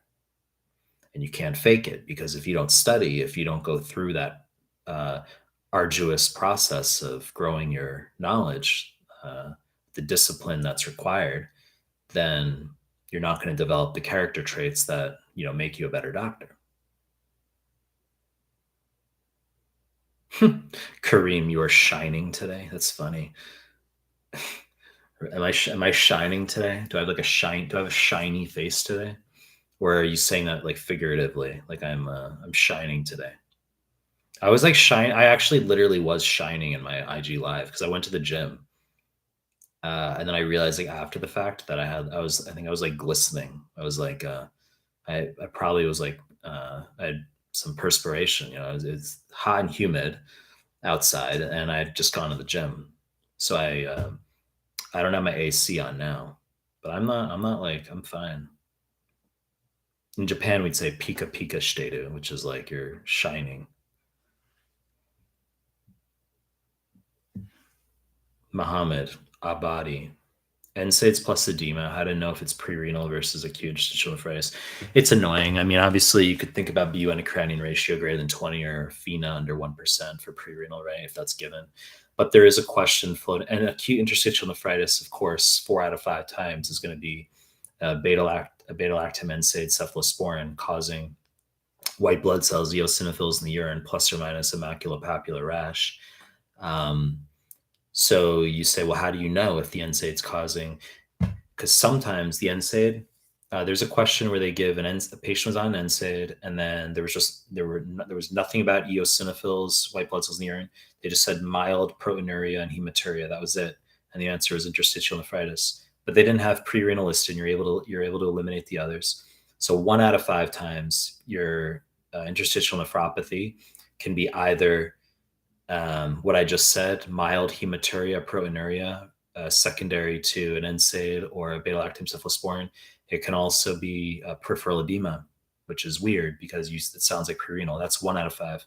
But 4 out of 5, as I said, is eosinophils, white blood cells in the urine, plus or minus maculopapular rash, 50%. So I mean, NSAID. I mean, the pre-renal aspect, the edema. Yeah, it's annoying, right? Because it's annoying. But there is a question floating around where it's just patient who's been on like naproxen for a while and has edema. And the answer is chronic interstitial nephritis. You wrote acute interstitial nephritis, but the answer was chronic interstitial nephritis. It's still interstitial nephritis, right? NSAIDs are going to decrease renal blood flow, right? Because NSAIDs are knocking out vasodilating prostaglandins at the afferent arterioles. I just quoted an answer on the NBME exam. Okay. So NSAIDs, they knock out COX, they decrease synthesis of vasodilating prostaglandins at the afferent arterioles, decrease renal blood flow. The kidney will attempt to compensate, increase fluid retention. So it's going to increase water retention of the PCT. The way it accomplishes that is by jacking up, increasing reabsorption of sodium and urea. So if you're pulling sodium, because water will follow sodium and urea. So if you're pulling sodium out of the urine, then your fractional excretion of sodium is very low. Under 1%, you're pulling the sodium out of the urine, so that water will follow. If you're pulling the urea out of the urine, so that water will follow, then your blood urea nitrogen is high. BU to creatinine ratio is high, greater than 20. So that's why you have a high BU to creatinine ratio and a low sodium in the urine, low fractional excretion of sodium under 1% when you have pre-renal. Crystal Farrell can't postpone. Vinay Pagidi. Hey, Dr. Mike, what is the best country for a doctor to settle in according to you? I mean, that's a long discussion. It's a lot of opinions there. Australia is a good country. It's safe as well. Mido 2974. Which PDFs do you recommend?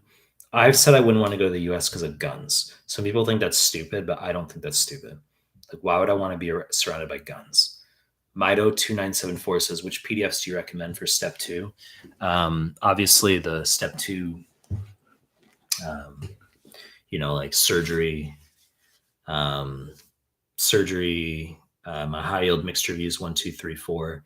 You can do cardiopulmonary, renal, gastro, right? Because those are going to be internal medicine as well. Hematology, those are all internal medicine. But peds, obs, and gyn, you're going to want to make sure you do those.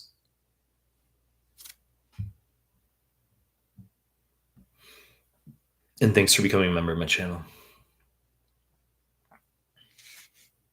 Hey, Mike, what would you recommend for third-year electives? 99% choosing IM anyways. Doesn't fucking matter. Okay? You just choose whatever you're interested in. Doesn't matter. Seriously. It doesn't have to be IM related. Just anything. Anything you're interested in. Guys, if you're coming to the live stream, please give the video a like. I really appreciate it. Truth teller, I think Egypt is relatively safe, but the scam tourists, they scam tourists all the time is the problem. Mito2974, hi Mike, I'm starting step 2 dedicated. I will have 5 to 8 weeks. Which PDFs would you recommend me? I just said cardiopulmonary gastro, heme, surgery, peds, obs-gyn. Do the high yield mixed reviews 1, 2, 3, 4. Family medicine, of course. High yield risk factors. Mito. Loved your high yield arrows for step 1. It's a fucking excellent PDF. Epic, world class. SS. My friend failed step 1 exam. He said in the last 2 blocks he was sleepy and not able to concentrate. Any tips to avoid this? Get highly fucking caffeinated during your exam. So you want to have, like, even if you say you don't drink caffeine or something, bring a lot of caffeine with you to the exam. That's my advice. I would do that. Bring a lot of caffeine. There's no room for fucking being like tired. There's no room for that. Like, you can't have that. So it's better to have like atrial flutter and be sharp as a whip than to be a partial crackhead. Majd, MAJD, can you repeat how to score it? And hello from Saudi. Score what? What are you asking, Majd? Mido 2974. Hi Mike. I am starting step 2 dedicated. I will have 5 days. I just fucking read that. Yes, you asked the same question. You did. You asked the same question more than once. You asked the same question 3 times, Mido. 3 times. But you just become a member, so that like cancels out, right?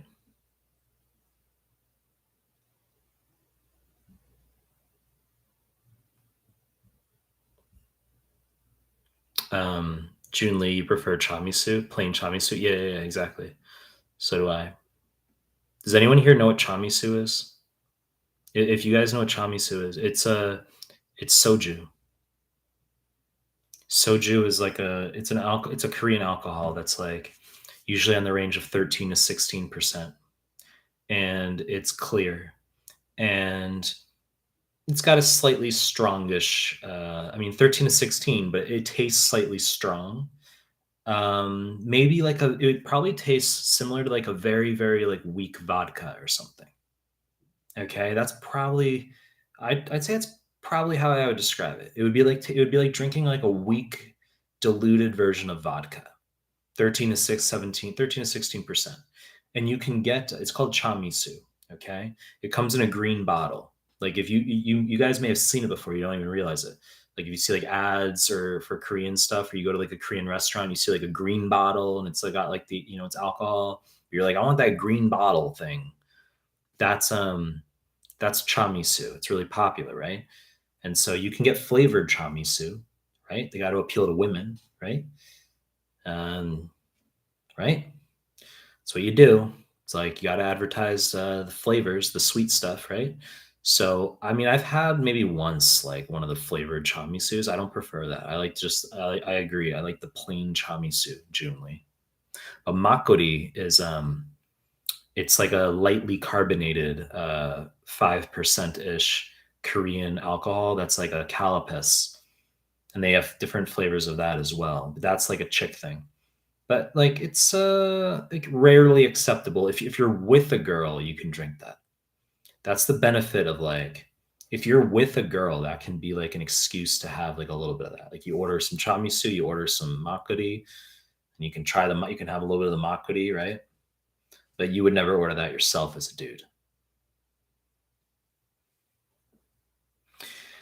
I said in Japan, you can. It's legal to drink outside, right? I said that. You can walk around and drink. So like what you do, there's no pre-gaming. You pre-game in the United States because you can't drink outside. So like people get their alcohol, they go to someone's apartment, they pre-game until it's like fucking 11:30 p.m. midnight, and then they go to some like club or something, right? Japan, we don't do that. Japan, you like go out and you're like literally walking around. You go to a convenience store, you get like a fucking $2, like $1 sake or alcohol, whatever it is, and you literally walk around and drink that like while you're going to like a restaurant or something, and you'll just get like because a restaurant alcohol is obviously more expensive, so you'll just get like trashed going to the restaurant. Like you'll be like, let's go to this convenience store, get drinks here. You stand outside the fucking convenience store, you drink the alcohol, you're just chatting, or you walk around a little bit, go to another convenience store, get more alcohol, and then you get like wasted, or you not wasted, but you get like a bit of a buzz. You go into the Korean restaurant or whatever, and then you get the chamisu, and then you get wasted, right? But you eat like a lot of good chicken, like spicy chicken and kimchi, and right, it's good stuff. But I don't like how Korean chopsticks are metal. I don't like that. I don't like that. Not that it fucking matters, right? But it's like the metal chopsticks are sometimes if you're not careful and you're like buzzed, you can like hurt your teeth. You don't want to do that. So you gotta be careful eating with Korean chopsticks.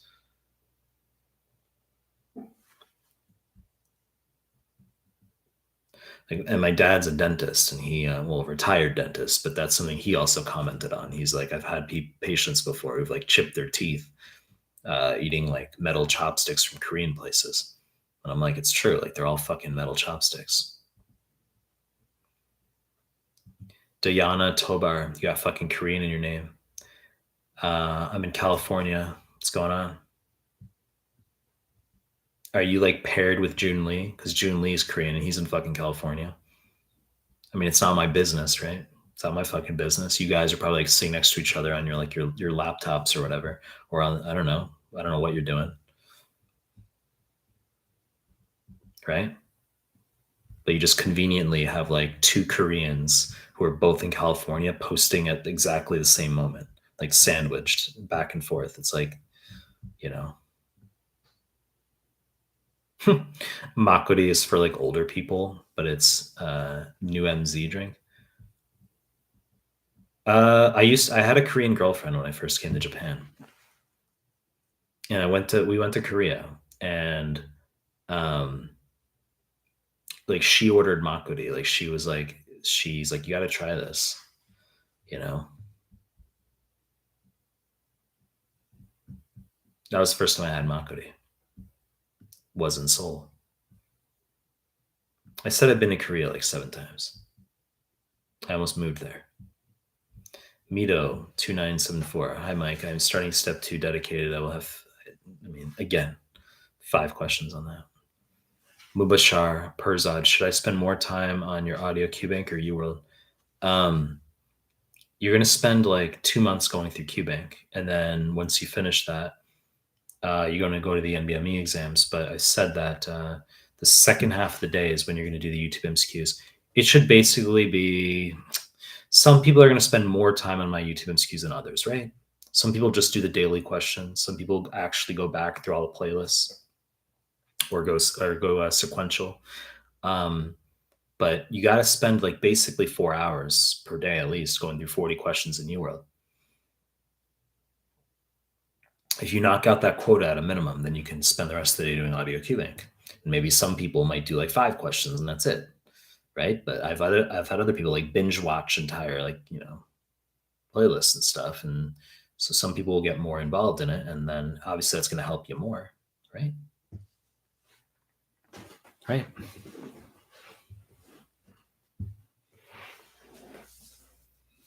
Vincent Seifola. Hi, Dr. Mike. Just wanted to say thank you so much. I just found out I passed step 1. Thanks to following your advice, my NBMEs went from 50s to 74 in 2 months. Went into exam confidently. That's cool, Vincent.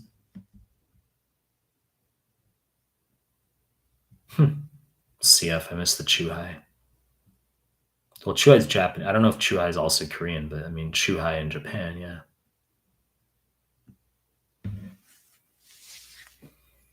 Shruti, how about having a Discord group, Dr. Mike? It's got more organization options for members. I mean, maybe, right? I could do like a Discord. I'm not familiar with like Discord. Like someone created like a Mehlman Discord thing like a while back, and like I kind of dipped into it. Like they had their own group. It was very similar to Telegram, as far as I recall, but our Telegram groups, grown. It's good to diversify, right? But I mean, if you guys have thoughts on like Discord, if you guys think I should be doing a Discord, uh, if there's actually like utility in doing that, you can let me know. Giovanni. Giovanni, you got rid of your last name. You had Giovanni with a last name, but it was Giovanni. I keep thinking like Giovanni de Verrazano. Is that like a Giovanni? Is that like a French sailor? I think I mentioned that yesterday. You had your last name and now you don't. Hey, Dr. Mike, I've been hearing that the step one exam question stems are becoming longer than usual. I have a tough time finishing. Would you recommend to finish? What would you recommend to finish? Maybe you asked the same fucking question yesterday too. Um, I've said that in order to get through long question stems, you're going to go backwards, right? You're going to glance at the answer choices first. You're going to glance at the last like couple lines, right? Because maybe you can a quarter to a third of the time you can get the answer just by looking at the last couple lines. It says biohydrolymphadenopathy. You know the answer is sarcoidosis. You don't have to read the fucking question. So you glance at the answer choices. Is it an organism? Is it the next best step of management? Is it what's the diagnosis? Like what kind of question is it? And then you're going to glance at the last couple lines, glance at the lab values. Is there sodium, potassium, pH, bicarb? Is it aldosterone question? Is there bioendocrine ratio?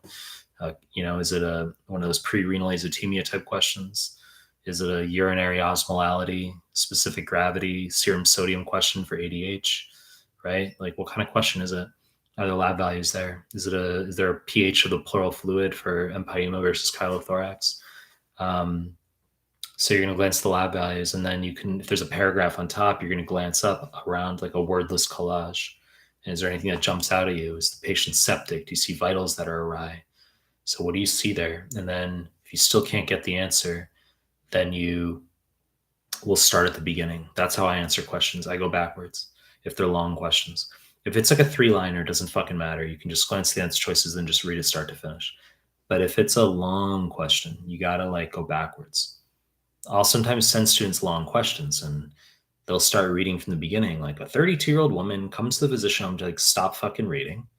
I'm like, glance at the answer choices, glance at the last line, like, and then it says like in the last line, like pulmonary capillary wedge pressure is increased or something, and then the answer would be like myocardial infarction or silent MI, because they're telling you it's cardiogenic if PCWP is increased, and the student's like, about to spend like 5 minutes reading this long fucking question. It's like you don't even have to read it. It's just they say PCWP is high, so it's cardiogenic. So you can glance at like the last part of the question, you can get the answer that way sometimes. Hashim, so for shelf exams, would you say UWorld throughout, then UWorld incorrects, then CMS forms twice? Yeah, I said UWorld, not UWorld incorrects. No. So for step 2, you're going to do, for shelf exams, you're asking, you're going to do UWorld throughout. Okay, yeah. So, okay, you're asking about literally intra rotation, not post-grad, Hashim. So what you're going to do is you're going to have to calculate based on how busy you are on the rotation. So let's say you're on surgery and you're very busy. You say, well, I can only get like 40 questions done per day, not 80 or something. And I'm going to start with the UWorld questions. And because I have a busy rotation, I need to do all 8 CMS surgery forms twice. I would only be able to do 1 per day, not 2 per day. So I need 16 days to do all 8 forms twice. So you say my surgery rotation is, let's say, 8 weeks. I need like maybe the 2 days before the exam for like custom review. So I need to have those CMS forms be like the penultimate study plan, which is like the final 18 days. So it's 16, and then the final 2, that's 18 days. And then you say, well, if I finish all the UWorld questions doing 40 per day, it's going to take me X number of days. And so that difference now, we've got like, let's say a week and a half between when you finish UWorld and when you start the CMS forms and you say, well, what do I do? The answer could be UWorld incorrects at that point. That is correct. No pun intended, right? That's what it's going to be.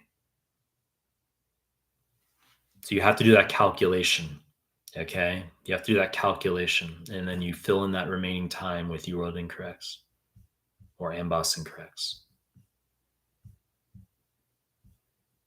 Junli, why do I see a Korean name? Am I hallucinating? Yeah, that's what I was saying. I thought you guys were like dating or something.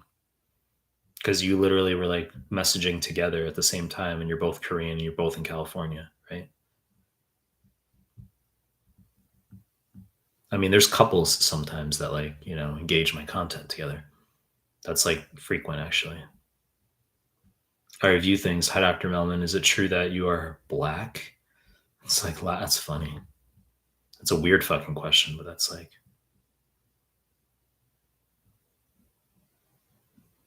when do we start NBMEs? Around 2 3 months before the exam? I've said repeatedly the final month for step one. Truth teller, our school is the opposite. They give way too much detailed anatomy, super low yield. Low yield. Um, Giving too much detailed anatomy doesn't mean they teach it well, right?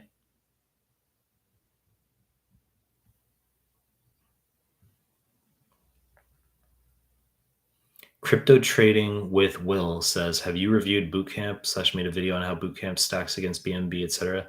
I haven't. It's a massively cuck question. There's certain like trigger words, and like BNB is one of them. It doesn't have a role in prep. It's like you asking about Kaplan or something. Neil Fatter Pekar. 219, I made me 30, writing step one tomorrow. What should I do in the last 12 hours? I mean, you're solid, right? You're solid. And your step one's tomorrow. Your final 12 hours should be chill as fuck. It's really important. Guys, if you're coming to live stream, please give the video a like. I really appreciate it. But your final day should be chill. It should not be like, you don't want to be taking like a 14, 15-hour study day into the night. That's not a good idea. Okay. You got to just have a chill, like final 12 hours. And, watch a good movie tonight. Couple slices of pizza, no heavy dinner. Couple cups of chamomile tea with milk and honey. You want it to be a chill evening. Don't study like following like 3 p.m. or so. Well, literally, on like the East Coast right now in the U.S., it would be 3:30 p.m. So if you're in the United States and you said, yeah, I mean, you should have a pretty chill rest of the day. That's what you should do. Omar Mohammed, hi, Dr. Mike. I'm 0 in biostatistics and I'm confused. Your advice to go through it? I've got a biostats PDF, but you should also do like the NBME questions, right? You should know the NBME questions really well for biostats. Like that's important. So you got my biostats PDF, but know the NBME questions. So you go through an NBME, you get like 8 wrong in biostats, let's say, or 10 wrong. Just learn those fucking questions really, really well. Tayaba Zafar. Hey, Mike, is biostats PDF enough for step 2 as well? I've done it twice for step 1. I mean, if you know your formula, you got to know the formula, you got to know how to do questions. As I've said, yes, it's enough, but you got to be able to do like NBME questions. So study the NBME questions as well, of course. Christian Senny, do you want to practice medicine in the future? I have no interest. 0 interest. I've said that. Crypto Trading with Will. Your queuing videos are extremely helpful. Thanks, Crypto Trading with Will. SXWAS Atal. Why do you get salty so easily? Hope you're not referring to me. People sometimes like misconstrue my abrasive personality with like, I think that's projection actually. I think you're getting salty with my personality because you find me probably abrasive. You're in the camp of people who's like, you should smile more, Michael. You should laugh more, So that's abrasive to some people. I'm from New York. So I mean, like I've got an abrasive side to me.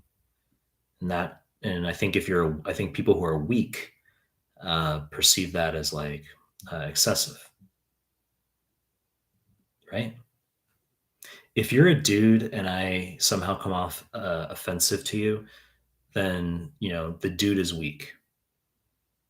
Not my fucking problem, right? Right?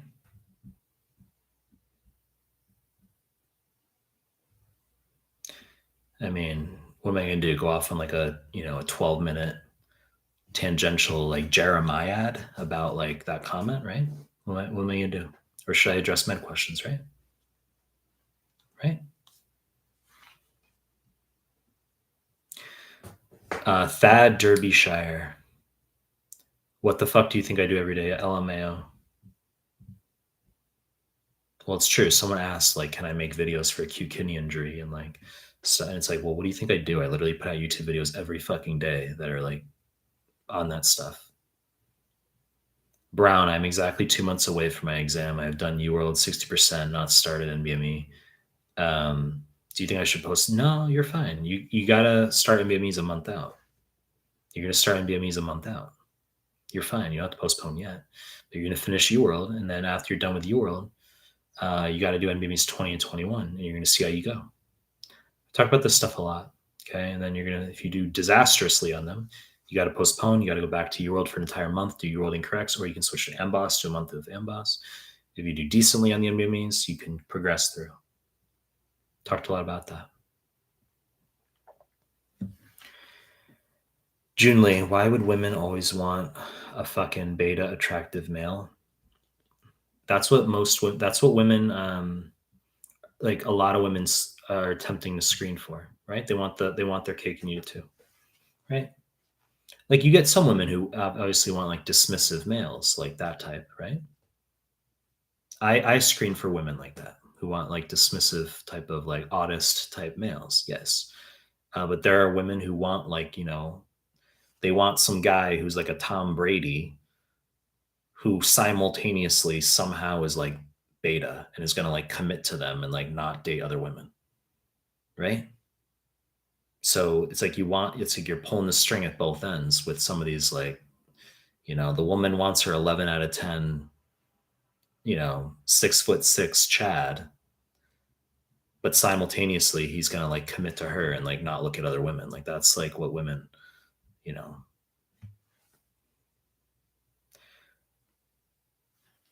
Bob Lanin, I'm beginning med school next month. Should I start step 1 and complex prep within my first year classes? You can do QBank. I've said do QBank, but don't think of it as like, don't think of study you do during first year as like strict USMLE or complex prep. Just build foundation, do lots of questions. But don't think of it as like you're prepping for step 1 while you're 18 months out in first year. I occasionally get students like that. Okay. And it's like, I'll get a student on the Skype who's like, my step 1 is in 18 months. Help me come up with a plan. And that's fine. But I'm pretty much just like, you're super fucking far out. So for like the next literally like 12 fucking months, I don't really give a fuck how you go about things. You just got to knock out questions in my PDFs, my YouTube MCQs, get a jump start on all of it early. But you don't have to think of it as like you're strictly studying for step 1 right now. Like, actual prep for Comlex, like you're going to be doing obviously ComBank, ComSays, your OMM. It's a white book now. Talk about it's a blue book or green book, right? But like I did a Comlex student yesterday and I was having this chat with him. He's like, it's a white book. He's like, here it is for OMM. So you're going to do the white book, right? Yeah, you can knock out a lot of that OMM stuff during first year as well. So it's going to interfere with QBanks when you get there. Just like do a lot of that OMM, build that up. Hello Tomorrow asks, I scored straight 74% correct on NBMEs 25, 26, 27. Am I good to go for the real thing after 2 weeks? Good scores. Excellent scores. Kanye asks, Sub Mike, how the fuck does one stop being a whiny loser guy when he has been that his whole life? Some component of being alpha must be genetic. It is. Is it even practical for a beta to truly become alpha? Threshold for male whining largely is DNA in my view. Like some people just fucking whine. That's the number one inferior male trait is whining and complaining. That's the number one inferior male trait. And obviously you have to be able to persevere through rejection, repeated rejection and adversity. That's also that is coupled with whining threshold. If a male is going to fall into him, collapse into himself, he's whining. he won't be able to handle rejection as easily. But yeah, I mean, there is a. Hold on a second. What's going on here with the chat? I just lost where I was in this chat. There we are. I've said there's a DNA component in terms of whining, but the male has to be able to, persevere through. Just stick on the medical topics. Best sandwich. Carlos Robel. How to honor I am shelf in 4 weeks. First rotation, kind of nervous. Hi, June Lee. You are not hallucinating.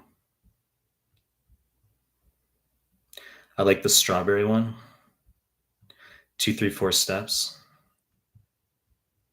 Hey, Doc, NVMe 20, 21, 200, 205, respectively.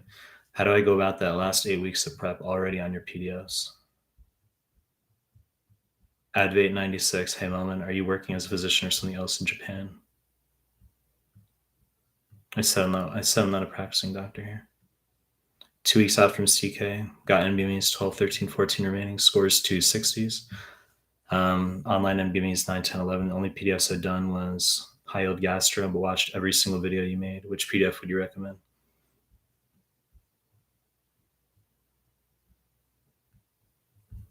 High yield gastro is fucking excellent. I mean, it's a 93-page PDF, but it's fucking excellent, especially for surgery. Really good PDF. I mean, if you're scoring 260s on online NBMEs 9, 10, 11, doesn't really matter what you do at this point. I mean, just finish off with the PDFs and NBME review. SARS, COVID-21, what made you choose to go to Japan? Do you have Japanese relatives? I said I visited Japan while I was in med school. And that was that's why I wanted to come back for sure. Fume God Mehlman, why are you always against using Anki and maturing it for your first 2 years of medical school? I've just said that you don't have to do it for QBank. I've said that. Like I said, reserve Anki for your NBMEs. That's so funny. Diana says, I just met June Lee today online. Maybe you guys will start dating now, right? It's like, how did you meet? You met through my live stream. You said your name is written that way because I was learning Korean a few years ago and I was incorporating it into wherever I could for exposure to the language and practice. I've not practiced much lately. Goku Ha, good to see you back. Hello, Dr. Mehlman, restudying for Comlex. 1/3 of the QBank left. Should I redo my incorrects from QBank? And the 1/3 that is left.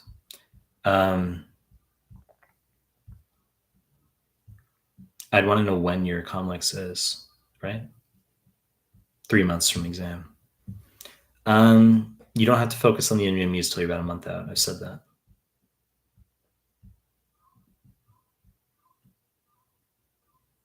So I mean, you're gonna do Comlex study like QBank, UWorld or Amboss or your ComBank. You're gonna do that up until about a month out, and then you're gonna do the NBMEs. Diana, I love being here, Dr. Mehlman. Thank you for everything. The Iron Throne. Can I only select the CK stuff on the free documents or website?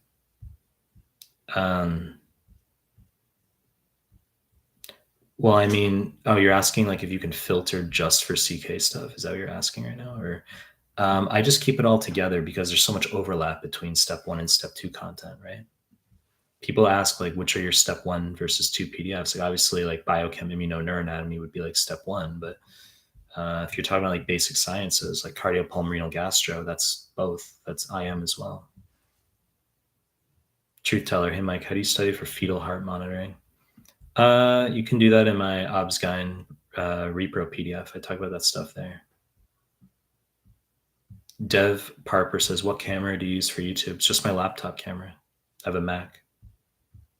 No AYN asks NBME 6, 240, NBME 7, 218, NBME 9, 244. Examine 4 weeks, what to do to hit 260 plus. Your exam is in 4 weeks, so I'm curious as to why you did 6, 7, and 9, why you didn't do 8. But you've gotta do, obviously NBME 8, free 120, and then NBME's 10 through 14.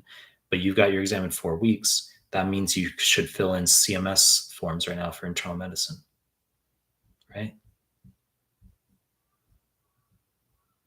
So you got time. So, but you got to do, you know, CMS forms like internal med surgery. You can redo those, but you got to do NBME's 8, free 120, and then 9. And you already did 9, but 10 through 14. Jai Rahab Kalo, greetings. Quick question. Why does laryngomalacia worsen on inspiration but improve on expiration? No fucking idea. Okay. When you inspire, you tend to get collapsing of the airway cartilages because they're softened, right? So that it's just you know, I don't know about like the actual the physics of the airway cartilages, like why the inspiratory process would cause them to bend in on themselves and collapse, but on expiration they open up better. They're more patent, but laryngomalacia obviously improves with being upright or prone. High yield causes stridor and impedes vascular rings. In contrast, to improve with neck extension. Not laryngomalacia, not to be confused with tracheomalacia, which is a question on one of the surgery forms in adults who had intubation 9 months earlier, who now has stridor. So you need to know intubation can cause iatrogenic softening of the airway cartilages called tracheomalacia. But laryngomalacia and vascular rings are PEDS diagnoses for 2CK. If you're studying for step 1, don't worry about them. Adam, hey man, I've been scoring well on my NBMEs and even random URL blocks. I know it's a learning tool, but with the word being the deals harder, any words of wisdom to help me trust my scores? Oh, it's a learning tool. But I mean, I don't really give a fuck how you're performing on URL blocks, right? I've said that. But the NBMEs are actual, like objectively, your real performances. So like that's whatever you score on the NBME exams, objectively, that's where you're sitting. It's not about, even if you don't trust your scores, quote unquote, they're your actual performances. Crypto trading with Will. What's the most annoying question you get on a daily basis? It's usually about my path PDF. People still fucking ask about that, which I've said that I'll put something out like later this year. The Iron Throne. Carson. Hi, welcome back. The Iron Throne. I'm very new to your content. Is there any PDFs that are more high yield than others for the CK exam? I mean, I wouldn't. You got to focus on internal medicine and surgery and family medicine, right? Like that's the most important stuff. So I'd say for PDF wise, for IM, yeah, cardiopulmonary, gastro, and heme. Make sure you know those. And I have two CK specific tables in those PDFs.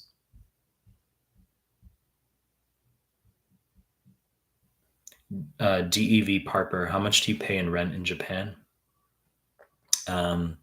Japan is, I'm not going to say my actual rent, but in Japan, rent is overall way cheaper than like a lot of places in Europe and the United States for sure.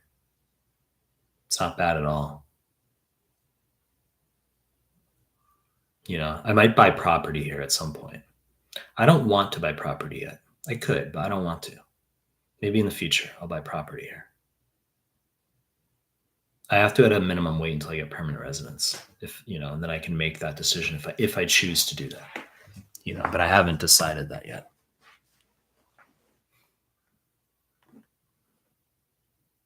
Theme guide. Do you feel like you need to build a foundation through learning from other resources to build a foundation before touching QBank? No. I said that you don't have to do that. I've said you can just start QBank like right away. You should start QBank right away.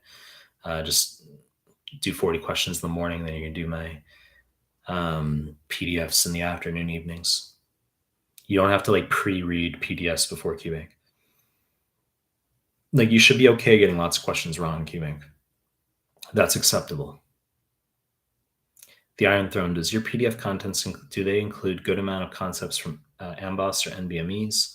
I'm just new to this. My PDFs are based on NBMEs. You think I make my PDFs based on fucking AMBOSS? That's laughable. Based on NBMEs.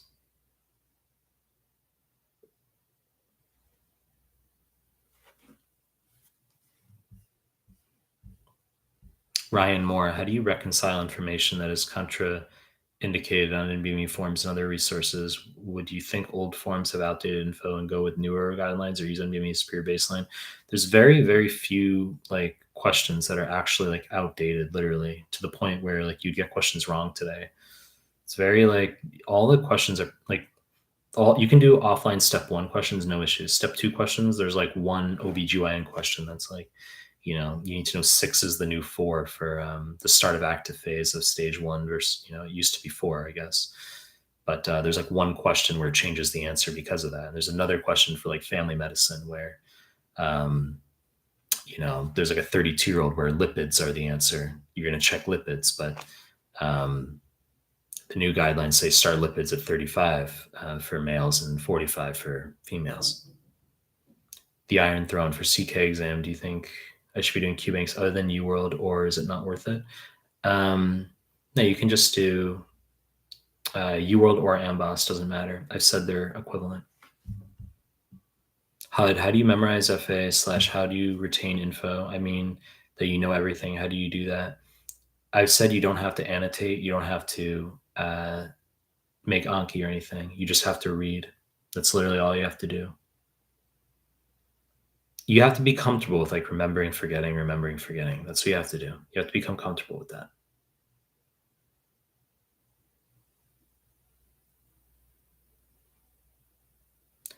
Mind if I ask how you supported yourself financially while in Australia? I mean, I don't really want to talk about how I supported myself that way.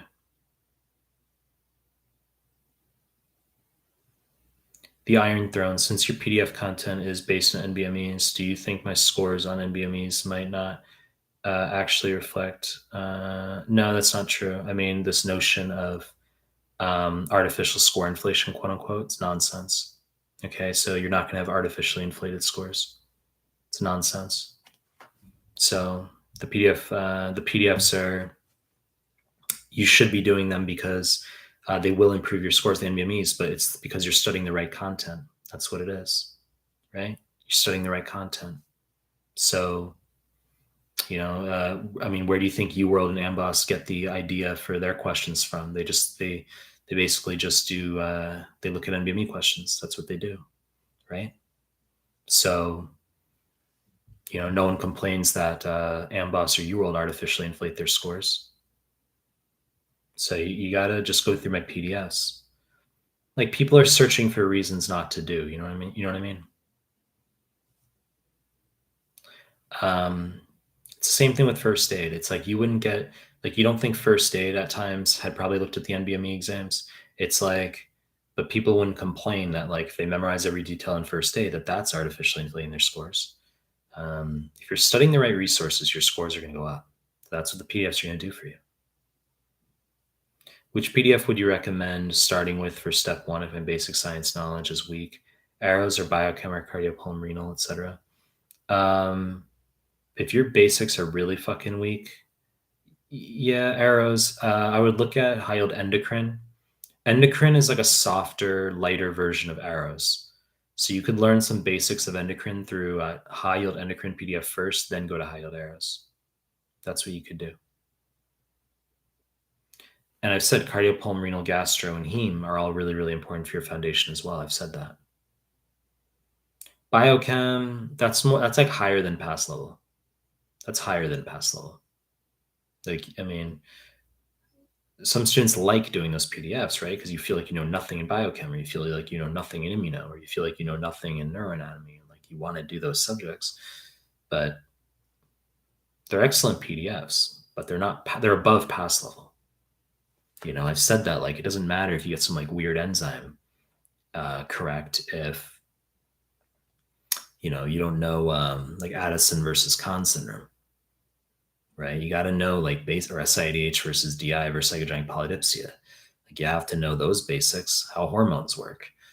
And meanwhile, people are focused on like, obscure enzymes. Fume God, Dr. Mike, what do you advise students to do if they get anxious at the weeks before their exam? Um, I've said go to the gym daily. That's really important. You got to go to the gym daily.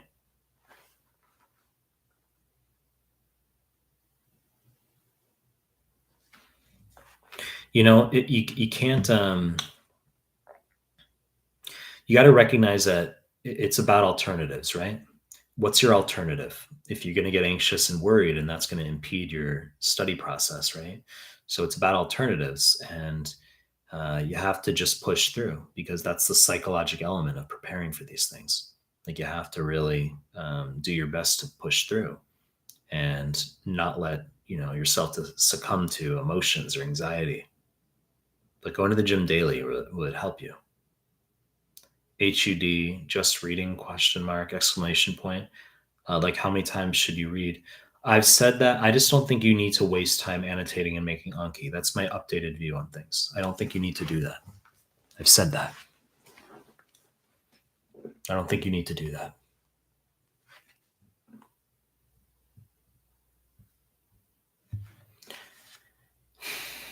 Faz, how do you feel about the USMLE? Blah blah blah. How do you feel about the USMLE guys sneak dissing you, basically saying that memorize the NVMEs or be a strategy?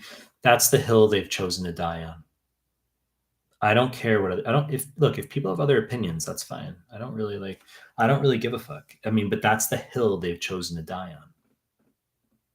Because if you're gonna tell people that they shouldn't memorize the NVMEs, like, I mean, why is that the hill you want to die on?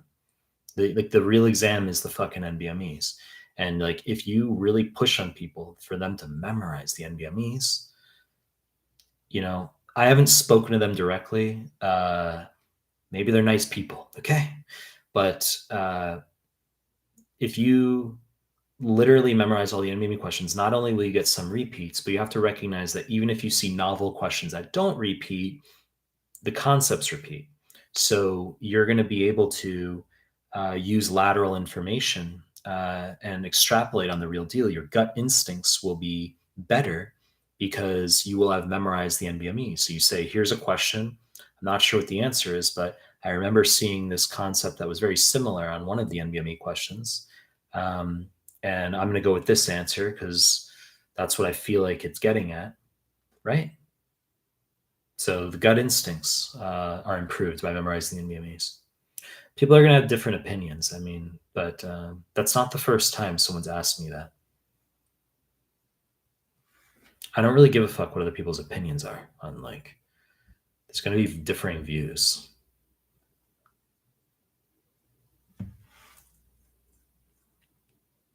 Will asks, are you working on updating PDFs so they include more explanations / hold our hands, such as cardio PDF? Yeah, I mean, I will in time make more like charts. I will do stuff like that. I just haven't been focused on it. It's true. Like I did all that stuff until like April, but I just don't want to deal with that right now for like summer. I don't want to deal with it. I'll come back to it. OP Close. Are you fluent in Japanese and how long will it realistically take to learn? I'm street fluent. I can have like cafe conversations, street conversations. Above that is more about like practicality, like if you give a fuck. It's more like you reach when you go to any new country.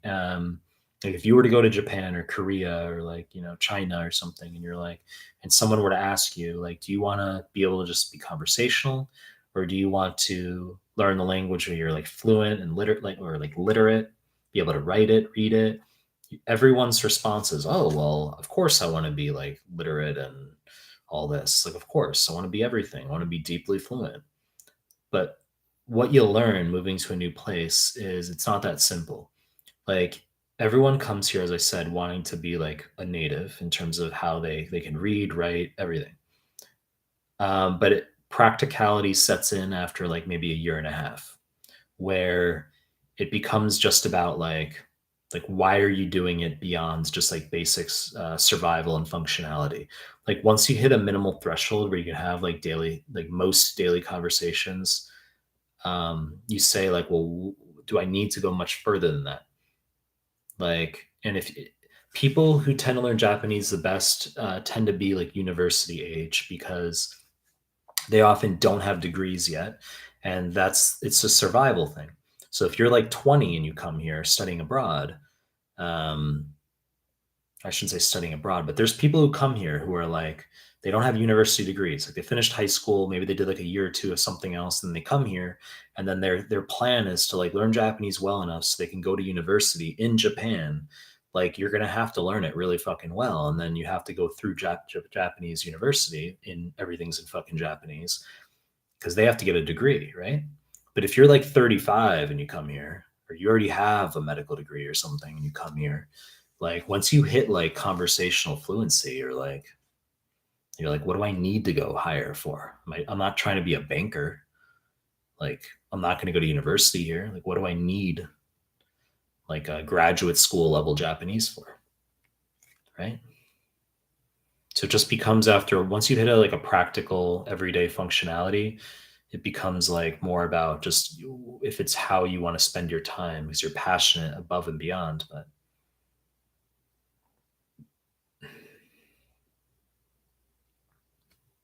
OCM, are your PDFs in UWorld enough to pass step one? I've said my PDFs are going to be in combo with the my YouTube MCQs. UWorld, but you have to do the NBME exams. I've said that you have to do the NBMEs. So it's not enough just to do my PDFs in UWorld. You have to do the NBME exams. Rayhan Zahid, is it okay if I only do UWorld, NBMEs, and FA and skip boards and beyond? And should I do AMBOSS as well as for step one? I mean, it's a highly cucked question, right?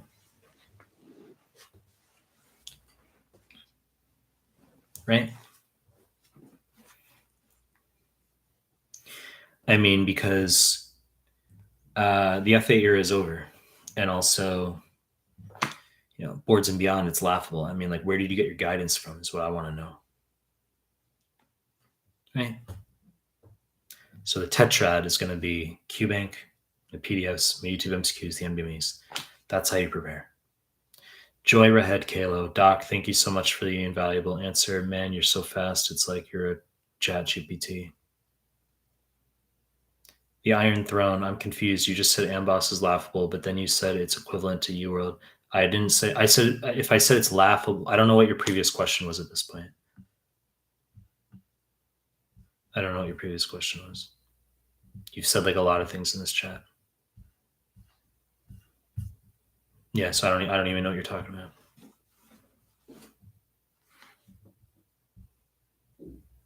Right? Like you think I'm gonna memorize your fucking questions as I scroll through this live stream right here? If you like leave a comment, like I don't know what you're referring to. I've said UWorld and Amboss are non-superior to each other. I think you asked if my PDFs are based on Amboss or Amboss / NBME. That's what you asked, and that's why it was laughable. Because I was like, bro, why would I base my fucking like PDFs off of Amboss? That's laughable. Right? That's a question people ask sometimes. They're like, are your PDFs like do they cover all of UWorld? I'm like, what kind of a question is that? Like, why would I base my PDFs off of UWorld? Like they're based on the NBME exams. Fume God, what do you think about Andrew Tate? Talk about Andrew Tate a lot. I've said I don't think he should have been canceled. I've said that. He shouldn't have been canceled. You don't have to like him, but he shouldn't have been canceled. Assad, hi Mike. How important will step one score be compared to step two's CK score in this year's match? Well, step one's pass, right? But if you have a numerical step one, it doesn't matter because institutions basically blind it. They blind it. That's the speculation. They blind it. The Iron Throne. What's the most important NBMEs should I be doing for CK? Which one is not that reflective of scores? They're all reflective. Which one is really reflective? And which one, I mean, good Lord, Iron Throne. 60-14, you're going to do all of them. And if we had to make this a multiple choice question as to like which one is most reflective, it would be 14 because it's the newest one. But I mean, they're all reflective. They're all reflective. but you're going to do all of them. You're going to do 6 through 8, then through 120, then 9 through 14.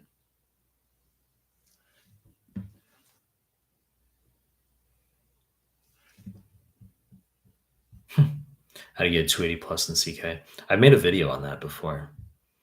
Literally, like my YouTube, I literally have videos out there like how to get a 260 plus in CK, how to get a 270 plus, 280 plus.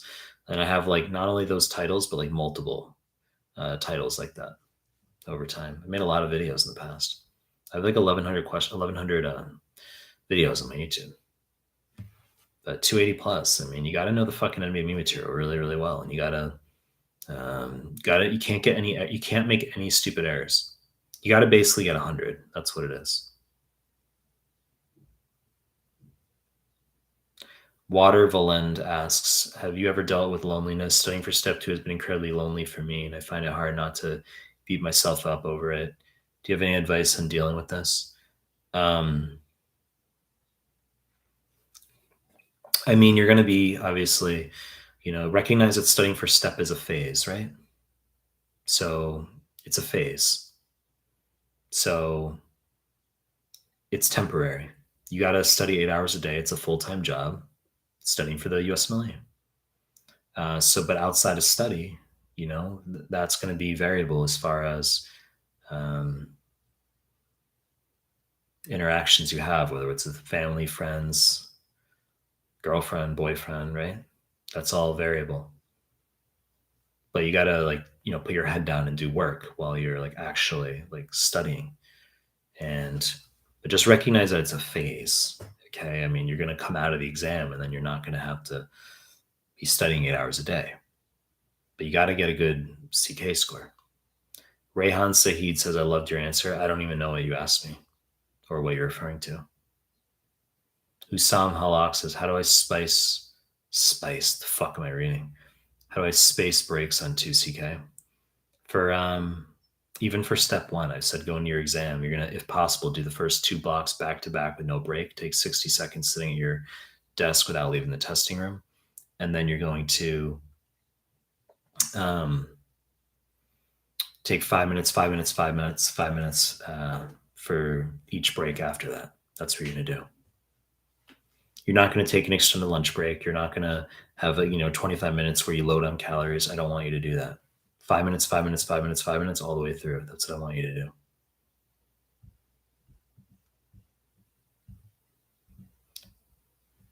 Crypto trading with Will. Who's your celebrity crush? Someone asked me this the other day, and I said I don't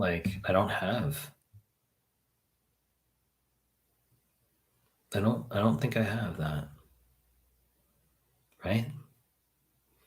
Maybe Elizabeth Hurley, right? Back in the day. But I mean, I don't really give a fuck. I'm not really into that stuff. I don't put anyone on a pedestal that way. Hussam Halak says, I'm planning to skip UWSA 1 and 2. What do you think are really important?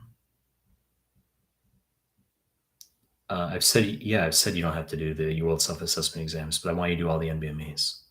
I've said that. So you got to do NBMEs 20 through 31 for 120. You got to do NBMEs 6 through 14 and for 120 for step 1 and 2 respectively. Assad, what is your skincare routine? Your skin is glowy. I said I get asked this every live stream, but it's kind of it's hot where I am right now. I don't have my AC on. I said I use vitamin E oil before bed. I've been doing that for 13 years. You just got to use vitamin E oil. That's what you got to use. And don't smoke, I don't smoke. If you smoke, you're going to have shitty skin in time. Smoking is the worst thing you can do. So don't smoke and just use vitamin E oil. HUD, I'm going to crush 8 videos of your audio QBank right now. That sounds good. Make sure you like them and comment on them. Right? That's what you could do as well. The Iron Throne. Which part of CK UWorld am I most efficient at? Like surgery, obs gyne, or what? Oh, what part of CK of step 2 CK is UWorld most efficient at? I don't fucking know. Family medicine, maybe. Some people comment that like family medicine is like insufficient. That they have like ambulatory medicine. They like supplement with that sometimes. Hmm. Husam Halak, is loading calories that bad? I mean, if you're you're talking about during breaks. I don't want you to have a calorie crash like in the middle of the exam, right? Why would you want that? You don't want a calorie crash when you're in the exam. So I just think you should do your first 2 blocks back to back with no break. Take 60 seconds sitting at your desk without leaving the testing room, and then do 5 minutes, 5 minutes, 5 minutes, 5 minutes all the way through. And don't take an extended lunch break. Don't have any surplus of calories. Don't have a big calorie load. Don't do that, right? Just have a little bit of like a few bites of a protein bar, a few sips of water, some like half a diet Red Bull. Like I want you to be like loaded up on caffeine as well. Guys, if you're coming to live stream, give the video a like. It's 5:12 a.m. where I am, so I pretty much do all these live streams cracked out. But that's kind of what you have to accept because it's like I can't be like maximally awake when I like do all these live streams. You know what I mean? Like when am I going to do them? Like right? Like when am I going to do all these live streams? Like I'm not going to. There's not enough hours in the day, so I can do like live streams cracked out, right? Or just not do live streams, or do very very short live streams, right?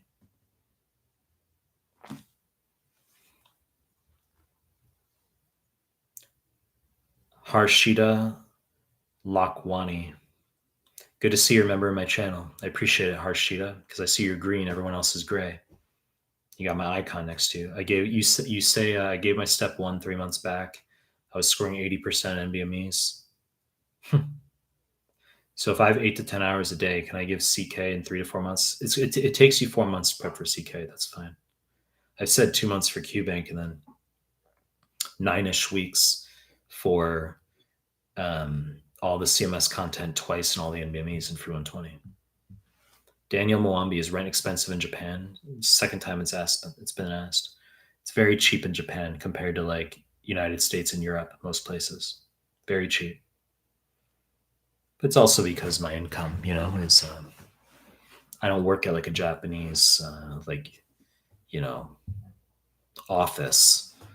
Like it's not like if you move to Cambodia or something and all your income is foreign, then you're going to make a lot more than relative to the expenses in that country. But if you work at a Cambodian fucking office, then you're not going to make a lot. But that's commensurate with the expenses there. So maybe it's because my income exceeds most people here.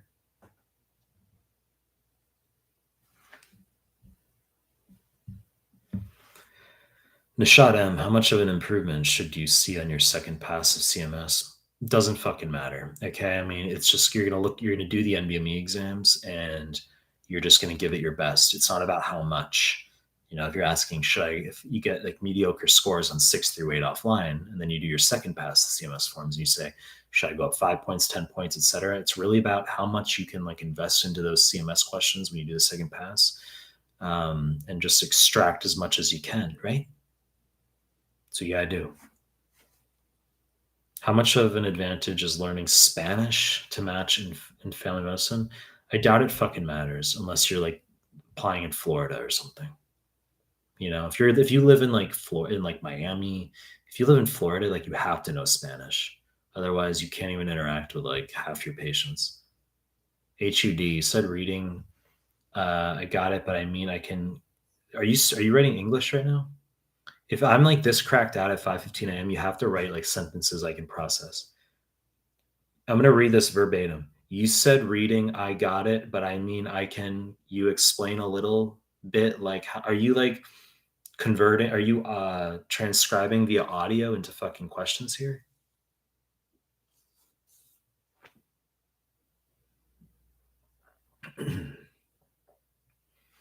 Like, seriously.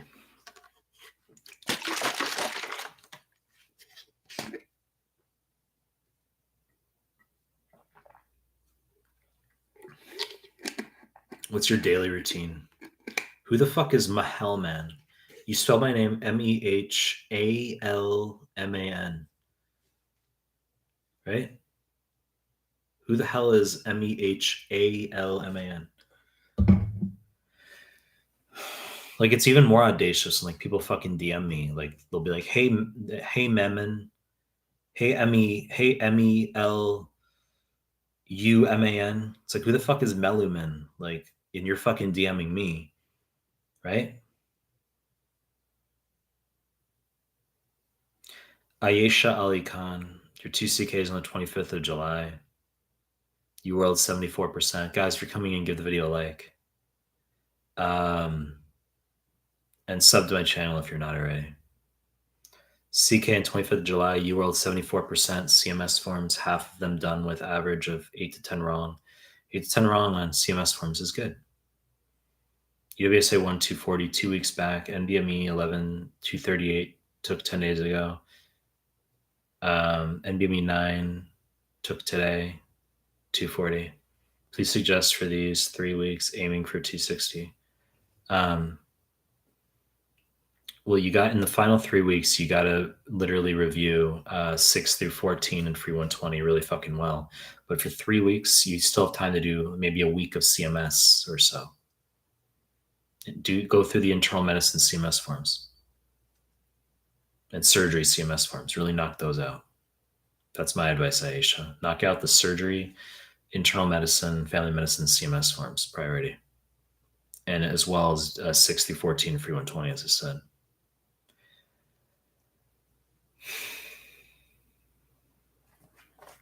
Also, can you confirm that we now do colonoscopy at age 45 rather than 50? Got a question wrong on online NBME 9 for CK where the answer is colonoscopy at 50. I'd have to see the question. They're not going to be equivocal about things. If they're going to dance around the supposed 45 versus 50 guideline stuff, it'll be an obvious fucking like all 4 of the answers will be wrong. A through D, and then choice E is like colonoscopy at age 45. And you're like, well, it's the only one that could work. Right? That's how they're going to do it.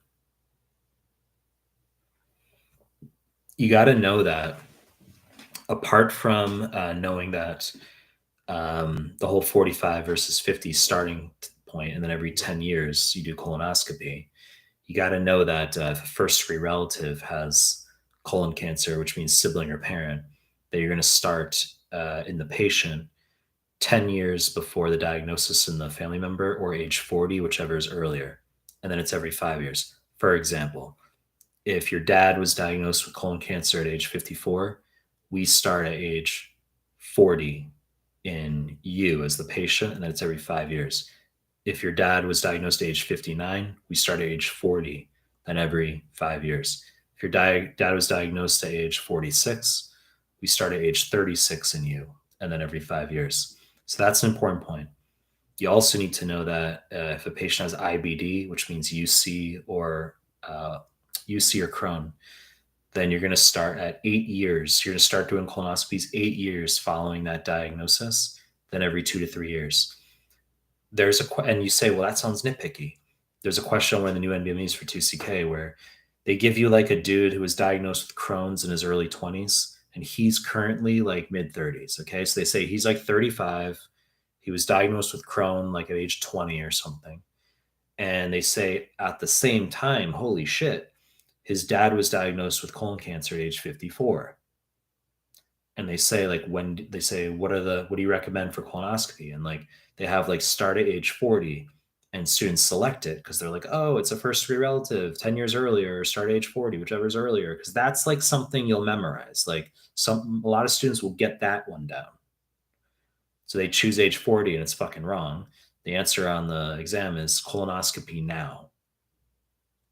Right? Because he should have had it 8 years following his diagnosis in his early 20s, which would have meant like late 20s or 30. He's currently like mid 30s. So it says colonoscopy now is the answer.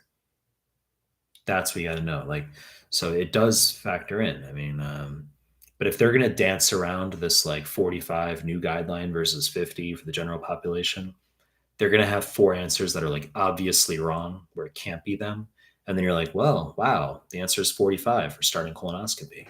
Or wow, it's 50. They didn't change it to 45, like NBME 14 if it's on there, right? So I haven't looked at 14. Someone just posted it in the Telegram group, but I haven't looked at it. I learn about the new questions when I get students who send them to me, right?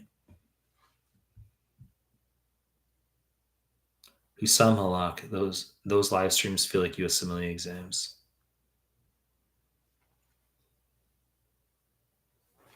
Harshita, thank you. Julia, uh, Shapakiv. So, I don't know how to say your name, Julia. 2 days before step 2, CK. What can you recommend your review? Thank you. Biostats today. And then tomorrow, have an easy day. Don't have a big day before your exam. The Iron Throne. I didn't know CMS is that important. Exclamation point. Do your PDF's contents cover them? The answer is yes. Mohammed. Ashraf. I don't have enough money to do research in the USA. Is having a high step 2 CK score enough to match? Yes, I believe it is. My Y Prime. Besides your PDFs, what source should I study? My YouTube MCQs, QBank, and the NVMe exams ultimately. And for step 2, CMS as well. HUD, LOL. How did you know that I'm using audio writing? No fucking shit, because you're not like what you wrote up above was like obnoxiously not English. It's obnoxious because like it's 5:22 a.m. I'm cracked the fuck out right now. Okay. And so like I've got to process very simple shit. And then you wrote like a massive fucking paragraph where it wasn't even like English. And I had to like sift through it and I couldn't sift through it. So it's like it's audacious.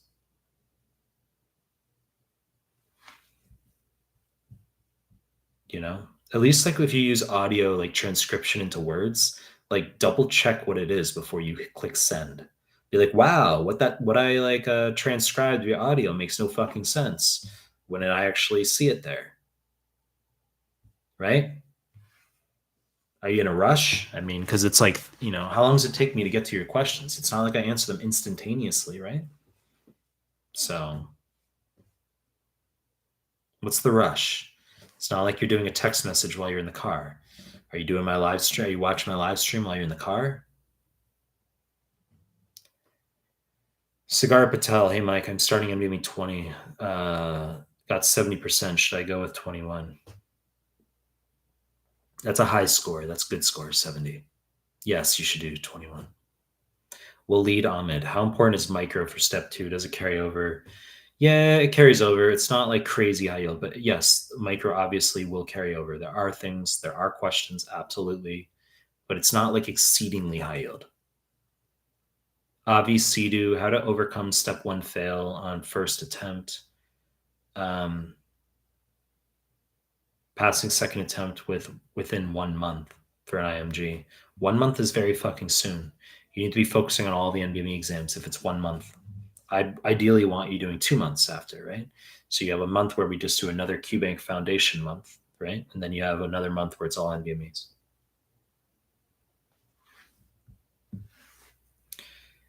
Crypto trading with Will. How does First Aid get some of their information? It doesn't correspond with some of the NBMEs, such as if Alport syndrome is X-linked dominant. Some people obsess over this, and your PDFs say it's X-linked recessive. It's because there's a question on NBME 18, or it's 18 or 19. It's one of those forms offline where they say in the vignette, dude has an X-linked recessive condition. They say that. The NBME says that. They say dude has an X-linked recessive condition, and he's got like renal insufficiency, and he's got like an eye problem, a lens dislocation. And then the answer is collagen 4. Excellent. They said that X-linked recessive. So, I mean, they don't give a fuck. They're not going to like things that are debatable like that. Like they're not gonna have it as an answer choice. Is it XR or XD? Like they don't do that. HUD, give me an excellent and clean fucking answer! Exclamation point. Like give me a recipe for reading! Exclamation point.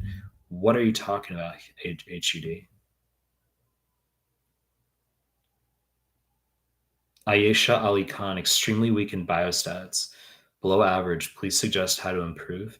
I've said do my biostats PDF. Do the NBME questions for biostats. Jacob, going to Osaka in a couple weeks. Any recommendations?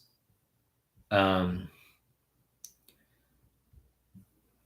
yeah, I mean, like, it depends what kind of travel you're into. Like you want to go to Shinsaibashi. That's my recommendation. Go to Shinsaibashi and Dotonbori. Osaka Joe is the castle, but that's more like if you want to see scenery shit, you want to knock out. You're like, I went to Osaka Castle. I went to Osaka Joe. Like you can do that, but like if you want just like fun, like nightlife and just lots of shops and like lots of people around and stuff, like you're gonna go to Shinsaibashi and Dotonbori.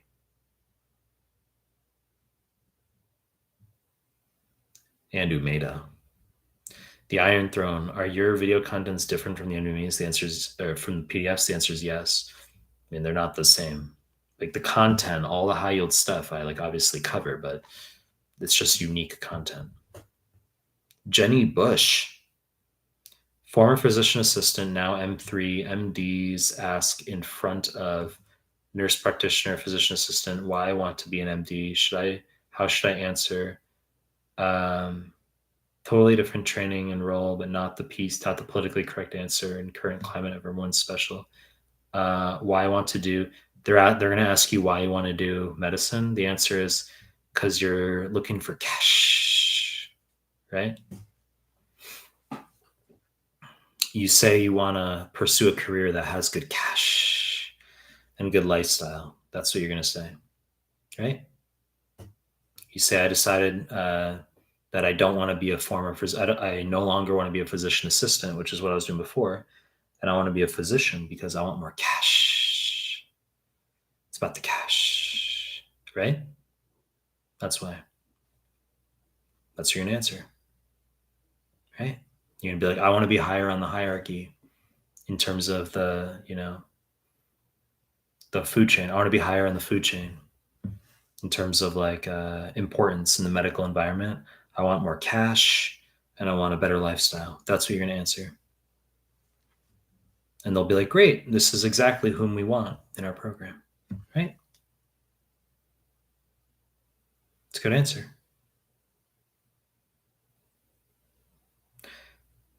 Stormy Orlin. Wrong fucking answer. I hear that shit every time I almost choose an answer. I don't know. Yet want to choose haha the best. I dated a chick at senior year of high school. Her name was Stormy. How's that? How's that for a response? I mean, I don't know what to tell you, right? That's probably not the response you were expecting. Of all like if you were to say Mike's going to give like 100 responses, what could his response be? That's my response. How's that? Dana Momani. I'm an incoming fourth year student, IMG in sixth year program. Just finished the preclinical years of med school and I'm about to start studying for step one. What should I do? Where should I start? Just do questions, do QBank, do my YouTube MCQs, do my PDFs. Literally, Dana. That's what you're going to do. Right?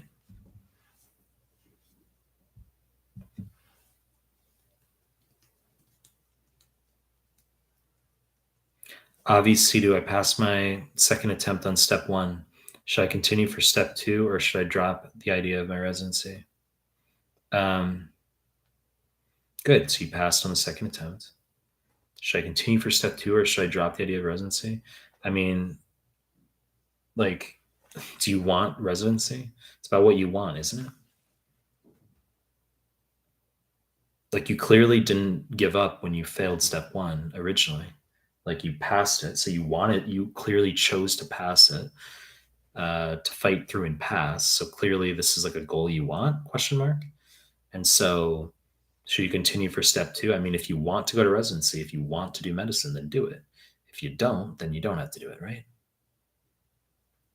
You have to choose what you want to do for you, not based on like parental approval or anything like that. The Iron Throne. If I do your PDF contents, do I still need to do CMS or am I good?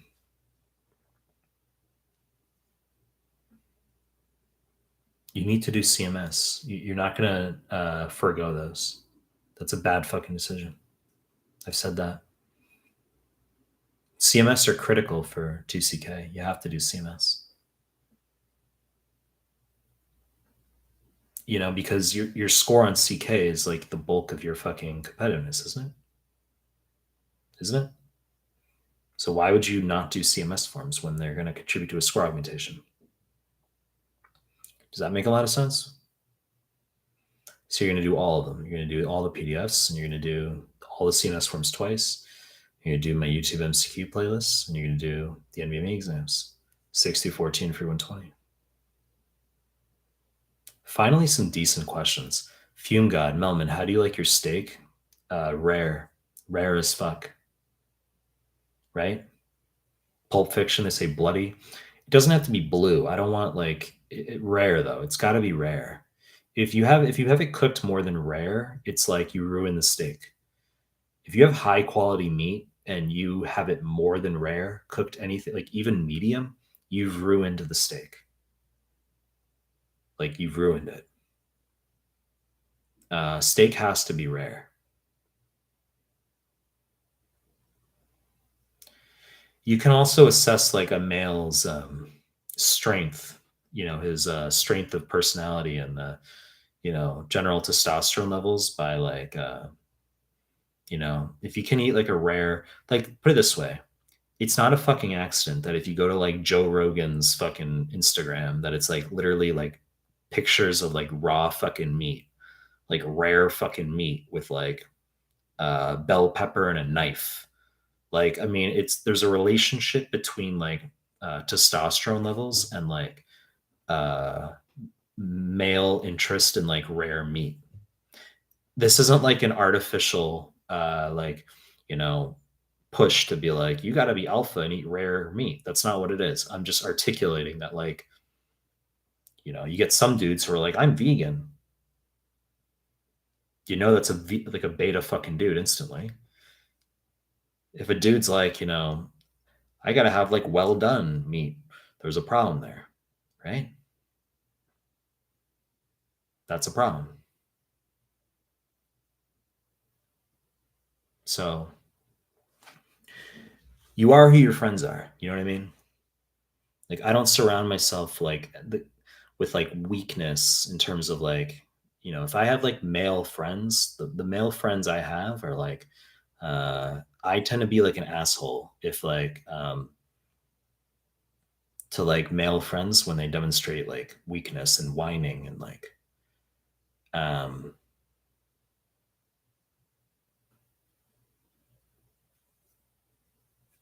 so I am.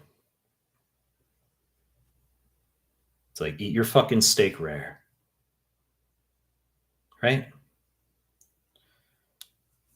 Don't order a cocktail, order like a beer, order a nihonshu or a chamisu. That's fine. Have your steak rare. Certain rules you got to know as a dude. You know, never order a blue drink, never order a red drink. There's certain things you don't do as a dude, right? My dad literally taught me that when I was like 8. I'm not joking. Like we were out at like a pizzeria Uno's in New York, and I was like 8, and he was like, "Never order a red or a blue drink." That's what he told me. He's like, when you're out with a woman, he's like, and in general, never order a red or a blue drink. Never order fruity drinks. I was like 8, right? Those are good. That's a good influence right there. You know, it's important things you got to learn when you're like younger, and that's like one of them, right? Teach your kid at age 8 to not order blue red drinks or fruity drinks when he's out with a chick when he's like, 20 years later. Like that's an important rule, right? And he would get beer. I noticed that, right? So, how's that for an answer? Right? I spent like 15x the brain cycles and time addressing that question in comparison to like all the mousy fucking like questions about UWorld and CMS and NBMEs, right? You get a lot of like mousiness about like, Mike, what should I do with this NBME exam? Right? Isn't that like a parody in a way that it's like I'm doing this live like office hours to address these questions about like USMLE, and then like simultaneously somehow I have like the temerity to be like condescending to like people who ask those very questions. Like that's quite like that's interesting, isn't it? Like that's interesting, you know? Like have a session where like you tell people ask questions about USMLE, and then but people ask the same mousy questions. Okay, let me go to the next mousy question right now. But that was a good question about like steak. HUD, I was talking about memorizing your PDFs. You said just read exclamation point. Give me a fucking excellent and clean. Didn't I just read that? Yeah, you asked that again. What's the recipe for reading? I've said just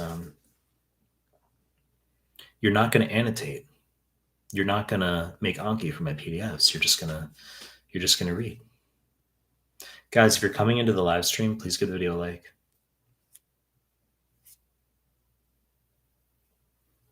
Right? Give the video a like.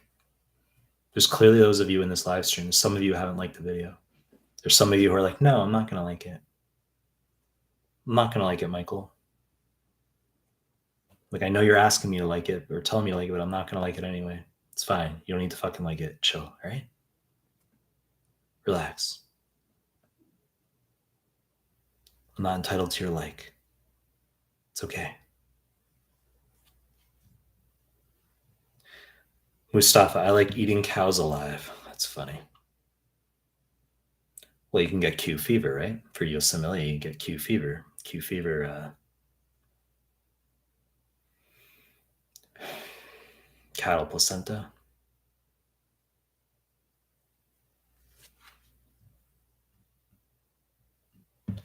What is the best time to study your high yield PDFs? I've said ask QN. I've said alongside QBank.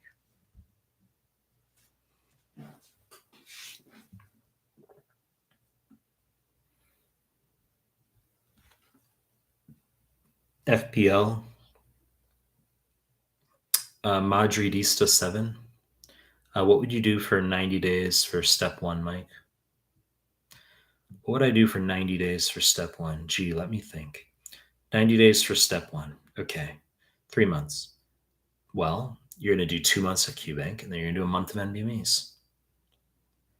So the 2 months you're doing QBank, you're going to do CMS forms and my YouTube MCQs concurrently. Abin Shah, hey Mike, should I also do step one UWorld in addition to step two UWorld right now during rotations? No, the answer is no. If you have to take both steps after rotation year is over, that's a challenging situation. It's challenging. Studying for step one and step two at the same time, it's not a good situation. You need to focus on your rotations, basically. They take priority, like while you're there. Dana Momani, is going through first aid necessary? I've talked about, you don't have to go through it. The FA year is over. I've talked about that. The Iron Throne, where do I find answers and explanations for NBMEs and CMS? I mean, the new NBME exams have explanations, as do the CMS forms.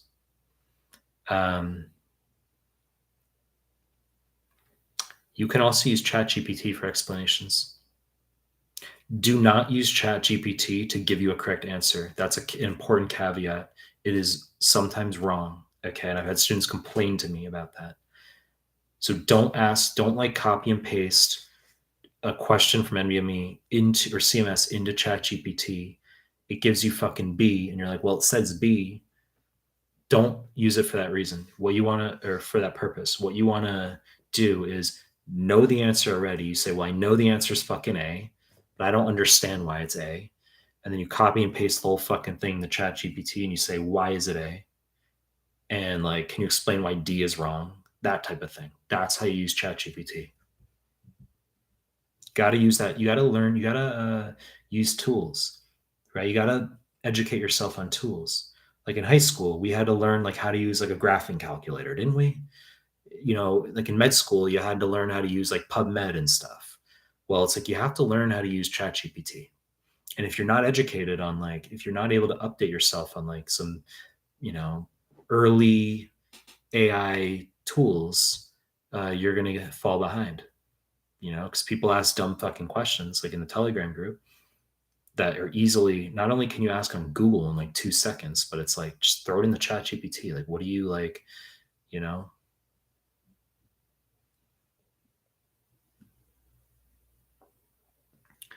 Yusuf, so what type of steak do you prefer? Tenderloin, sirloin? I don't fucking care. As long as it's rare steak, I'll eat it. Stablok. Hello, guy from Russia. You're from Russia. Preparing for USMLE using your videos. Thanks. That's cool, Stablok. Country code 7. Russia. Fume God. So raw equals high testosterone. Does that mean Japanese people always eat sushi or some? We were talking about steak, not fucking sushi. So your conclusion is incorrect, right? We're talking about steak. We're talking about red meat. We're not talking about fucking sushi. I've said Japanese dudes on average are very fucking beta. I've said that a lot. Right? I've said that a lot.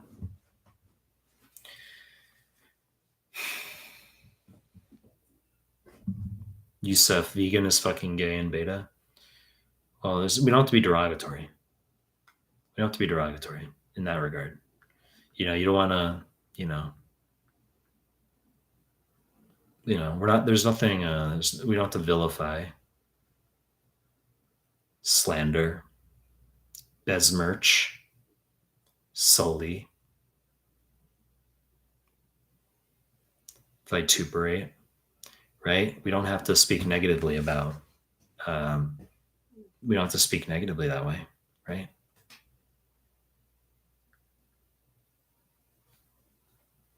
But vegan is beta. I agree with that.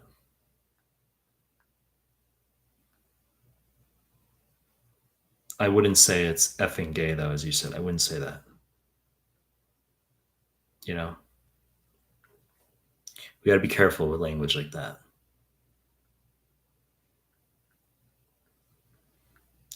FPL Madridista 7, my man, that's reality. And drink whiskey on the rocks only.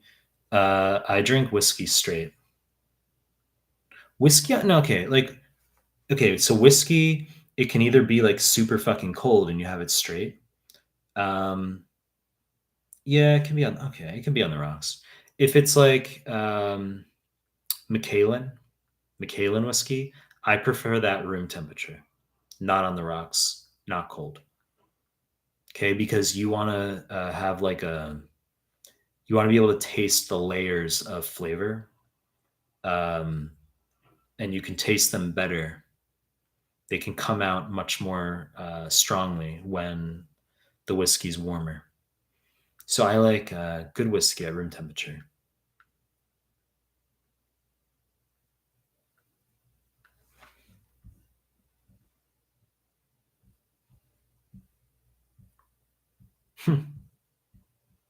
Shrikant, what's wrong with Bahama Mama? I don't even know what's in that. I'm guessing there's got to be juice in that. That sounds like that would have like cranberry juice or orange juice or some bullshit, right? I don't know. I don't know what's in that. But that would be like a chick drink already. Like anything called Bahama Mama is obviously a chick drink.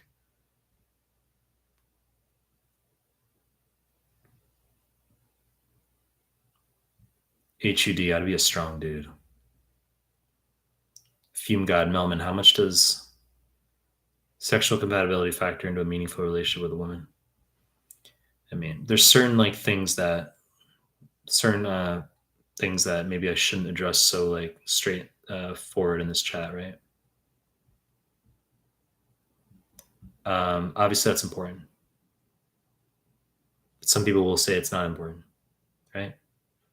Some people will, religion is like their focus and it's not important for them, right? I have a lot of religious followers where it's not important and that's okay. But like in Western culture, for sure, it's like that's very important. But it can't be like the only thing because relationships evolve and sexual interaction can fluctuate. And if that's the only foundational element in place, then it makes sense that the relationship can falter. So that goes without saying. But when we talk about like most modern interactions with people, like it tends to be like that's like the focus. That has to be like in place. Like people want that to be in place. It makes sense. But people might look for different things at different points in their lives, right? So some people might want that like very much so, like that's the only thing they're looking for right now. And then maybe later on they're looking for uh it's not so important. Or they have an interaction with someone where I already just kind of mentioned it, like maybe the sexual interaction ebbs, right? But you have other variables in place like deep respect and other things where the relationship's maintained.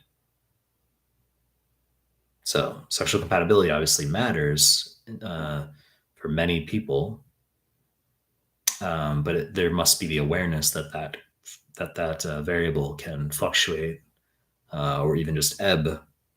And if other elements aren't in place, shared goals, for instance, having kids together, you know, it's usually family, kids oriented, religion, those types of things will tend to keep people together. If people choose not to have kids, then relationships are much more likely to disintegrate, in my view. Because then it's just based on what? Like music? You like eating good foods, you like traveling. What if one person can't travel after a while? What if one person doesn't like spicy food after a while? What if one person doesn't like the same music after a while? What if one person doesn't want to go out to the same nightclubs anymore after a while and they just want to like be at home more, right?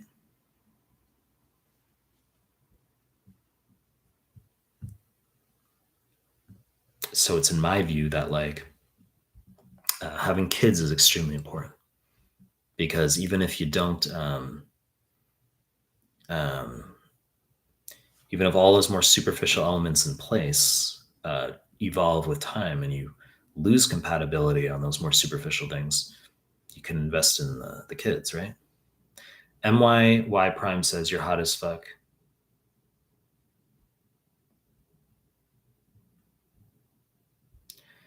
What goes through my mind when I read that is I shield myself from I don't process that because I've talked about this before. Okay, you can't have your cake and eat it too. So if I read that and I get all excited, I'm happy. You can't have your cake and eat it too. It simultaneously means if someone's going to make fun of my appearance, which people every fucking day criticize my appearance, every day people criticize my appearance. That's okay. It means I would take to heart what they say. So I don't fluctuate above or below a baseline. So someone criticizes my appearance, I think zero. Someone says something positive, I think zero. I sort of see it. I'm like, okay. I think zero. Can't have your cake and eat it too.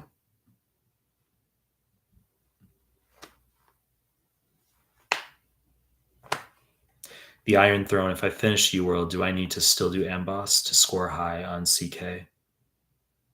The answer is no. You're just going to do one of the Q banks. Or I just need to go through your PDFs, CMS, and NBMEs. UWorld or Amboss, that's number one. Number two, PDFs. Number three, the YouTube questions, my YouTube MCQs. Number four, the CMS/NBMEs. Truth teller, medium rare is fine for me, smiling face. That's such a beta answer, dude. That's like such a beta answer. I'm okay with like I'm okay. I think fruity beer is okay. That's precisely what I was just talking about though, as far as like you get guys who are like, I'm gonna eat my steak medium rare. I can't eat rare meat. I like to have my meat cooked more. It makes me uncomfortable eating rare meat, right? The only reason you could possibly say medium rare is fine for you instead of rare is because you get uncomfortable. You think it's like you get uncomfortable eating rare meat. And as a fucking male, that's a problem. No fucking lion, no fucking caveman. There's like, you know, I guarantee you Joe fucking Rogan doesn't like get like squirmy over rare meat. Okay? None of this like I need to have my meat medium rare. None of that. Muhammad Ashraf, do you think AI will replace some people ask me this? Do you think AI will replace some medical specialties in the near future? I think it will replace surgeons eventually. There will always be a place for human interface. People want to talk to humans, um, but I think it'll replace surgery eventually. The same way AI will replace human drivers. Self-driving, right? We're gonna have that at some point. Yeah, like at some point, the accident rate of AI will be far lower than the accident rate of humans. And at that point, as Elon Musk said, it's not acceptable to people that self-driving vehicles have approximately the same accident rate as humans. People will only fully accept self-driving if the accident rate is far below humans. Okay, there has to be like a very significant difference. I think it'll be like that, similar with like surgeries. Like at some point in the future, like robots will be able to be approximately as good as humans. That's not going to be okay with like most patients and most families. They're going to say, well, the robot can help, the robot's there, but we need the human there.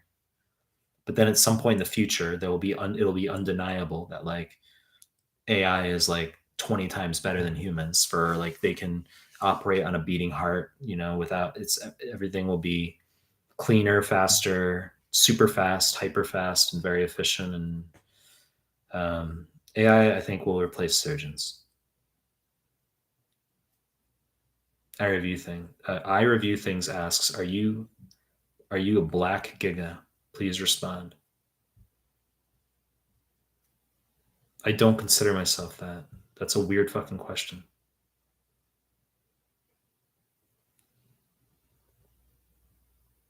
George Oroni, thoughts on not taking step one and taking step two instead for DO students? Bad idea. You're always going to do step one before step two, always. Truth teller, do you believe finishing UWorld QBank for a rotation is enough to get a good score for school? With in-house exams, clinical years, or only NBME?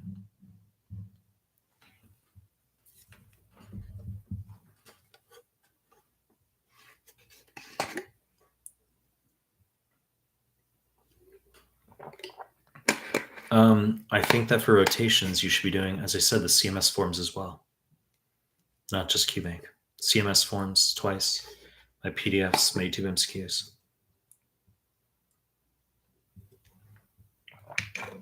Do you use up to date? Yusuf asks. I don't. It's not free. They can fuck themselves. It's not free. Like the internet has like free info. Like up to date just uses like, what do you think they do? They just like look at literature. Like what do they do? And then like there's also ChatGPT. Now, of course, ChatGPT, you have to bear in mind, is not always accurate. So if you get an answer from ChatGPT, it's beneficial to sometimes say like, "Are you sure?" Like literally, and it'll be like, "Oh, sorry for like apologies for the confusion. Apologies for my previous answer. I actually meant the exact fucking opposite." So like when you use ChatGPT, you can literally be like, "What's the latest?" I think it's a maximum 2021 though. That's updated, but you can like push it a bit on an answer. push it, 3, 4 times. Be like, "Are you sure this? Are you sure this? So this is the answer? Are you sure?" And it'll be like, "Yes, that's it." And then you're like, "Cool, I guess that's it." VWD, vulnerable brain disease. Do you like cooking and are you good at making Japanese food? I see cooking as more female. So the answer is no to that, right? That can trigger some people very fucking fast, right? That's not really like my role to do. That's not. I don't like put on a fucking apron and cook. I lived with an Italian guy. I had an Italian housemate in Australia when I was in med school. I lived in a house with like 5 other people and like this Italian guy. And he and I were like good friends, but he would like put on an apron and like cook like pizza, cook strudel and stuff. And the girls he and I screened for were like complete polar opposite. He screened for girls who like really liked that he was like, beta and nice. And then I screened for girls who, they thought he was like, they were like, I don't like that. He's like beta and nice. I like that you're not nice. That triggers people too, right? Things I say in my live streams trigger people. Like I get like DM'd after with like like I get my head chewed off by like different people who watch my live streams, and they're like, "You said this." I'm like, "You're right, I did," or I just ignore it. Truth teller, do you like Coke Zero? By the way, I actually have Coke Zero in my fucking fridge, and it's because it's a good mixer with cheap tequila. I have a bottle of tequila that's cheap, and I have a bottle of tequila that's expensive. That's more expensive. So the one that's cheap, you can mix with Coke Zero. So frozen tequila with Coke Zero, you can do that. Or you can have, obviously, better tequila, a shot with lime and salt. Tequila is really, really good with Coke Zero. I really like that. I told my sister that the other day. I was on the phone with her and I was like, yeah, I had some like tequila Coke Zero. And she's like, ew, I don't like that's. I'm like, why? That's like good, right? That's good. Um,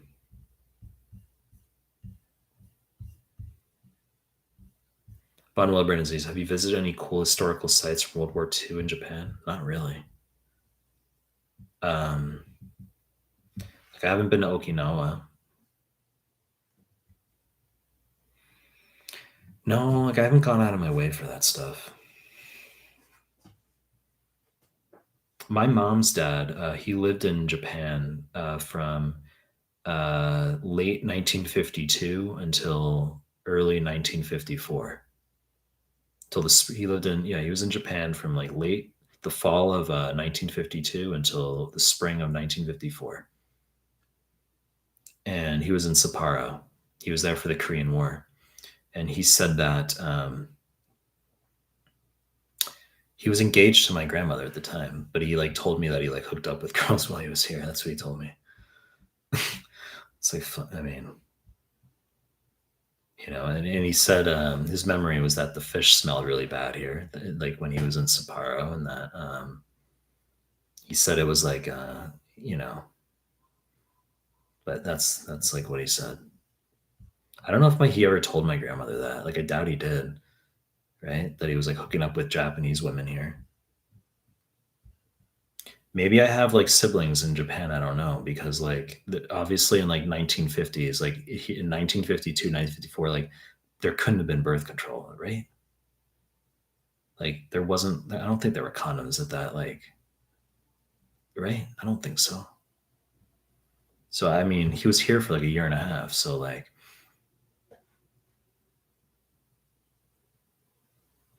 you know,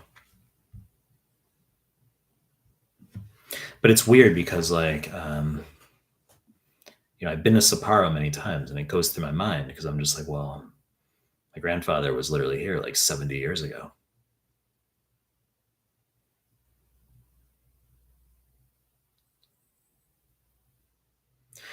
Yeah. The aspect I get from my mom's dad is that he didn't fucking whine. Like like in this live stream, the personality element I have about like when I'm talking about the steak and stuff like that, that's like guys whining and how I don't like that. That's from like my mom's dad. When I was 12 years old, when I was 12 years old, I went to a TGI Fridays with my grandparents, like some restaurant in the US, in New York. And I was getting out of the car, and my I said that my lips were chapped, and I wanted to get like chapstick. And we get out, and instead of going to the restaurant, there was literally like a pharmacy like nearby, but like different direction. But it was like in a shopping plaza. And my grandfather was like, "Where are we going?" My grandmother's like, "We're getting chapstick." Michael says his lips are chapped. He was like, "Lips are?" He's like, "Chapstick." He's like, "Oh, jeez." He's like, "You got to be like a man about things, kind of thing." It was good fucking advice. You know what I'm saying? There's nothing wrong with using chapstick. Like I have fucking like, I mean, I have like chapstick here. There's nothing wrong with that. But there's like, you know, that element of personality. Uh, yeah, that I get from my mom's dad. The abrasiveness where like I piss people off, I get that from my dad's dad. Because he was just like a New Yorker, he was like a tough New Yorker.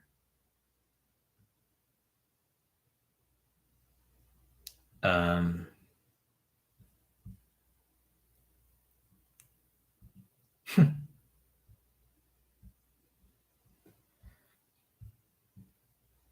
do DO students have to report a step fail?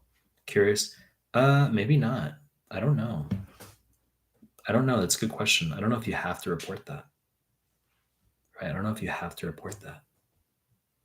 Hashim Sohail, thoughts on can't like read that out loud.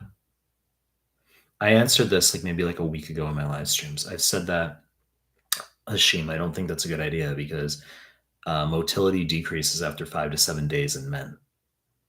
It's not a good idea. So after 5 to 7 days, like I think keeping things regular is a good idea. Obviously, ideally, like the real thing, right? The notion of like you're gonna retain for like 30 days, bad fucking idea. Then your body starts to shut off. Like your body's like, you don't need that. We don't need this. We don't need a reproductive system because we're not engaged in that activity, and your body will adapt and shut off. It's a bad idea. Marlene Cohn, hi boss. So nice to see you on live. Good to see you too, Marlene Cohn. Mira Kutab, hi Mike. Silly question. How can I change/increase the font size for offline NVMEs? Tiny font is so annoying. No fucking idea. I'm pretty sure there's just like a setting. Maybe it's not hyper conspicuous, but I'm sure there's like a setting that you can spend like 7 seconds looking around at the different parts of the question of the screen. And you're like, that little thing there, I think, is where I can change the font size. Right?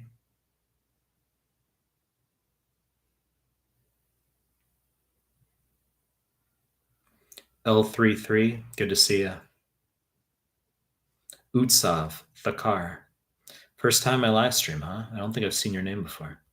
Hey, Mike, are you high yield PDFs enough to solve UWorld and get above 60s? Answer is yes, but I mean, you should be doing them alongside UWorld. My focus isn't your UWorld scores. I've said you can get shitty scores in UWorld. I don't give a fuck.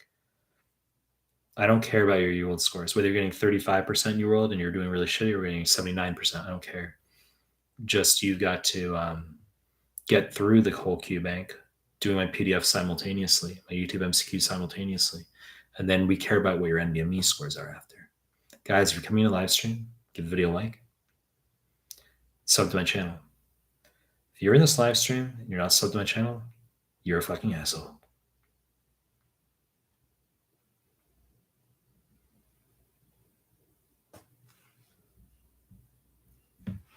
Ahmed Al-Sadi. How will gender identity issues affect physicians when taking history? Thanks. That's not. Okay, that's an interesting question. I've never like heard that or thought about that. But it's very, very true that like you would just have to be, I think, very, very careful and extremely neutral. The same way if you're talking to a patient, about like religion or about, I think that's how you have to like talk about it and think about it, right? I think that's what you have to like think about. Just consider gender identity issues. Yeah, you have to just be neutral, like cultural differences, right? Gender identity issues, just you have to just be neutral. You can't have your own views like affect um, or impact in any way your interaction with patients. That's like a very standard non-maleficence, right? Do no harm, beneficence, do good, right? Autonomy, as in the patient can make his or her own decisions. Ultimately, it's his or her choice. It's their choice, right? Justice. I mean, we can incorporate that too. My Y prime says, I think having your eyebrows done is a beta thing. That's fine. I mean, you can have that opinion. That's fine. You want to throw like a jab. That's okay. It's like, oh shit, what's he gonna say? How's he gonna react? Oh shit. I mean, it's fine. I mean, as I said, people criticize my appearance every day, right? You have to get used to, if you're gonna like put yourself on the internet, you have to get used to people criticizing your appearance, and that's like a normal thing.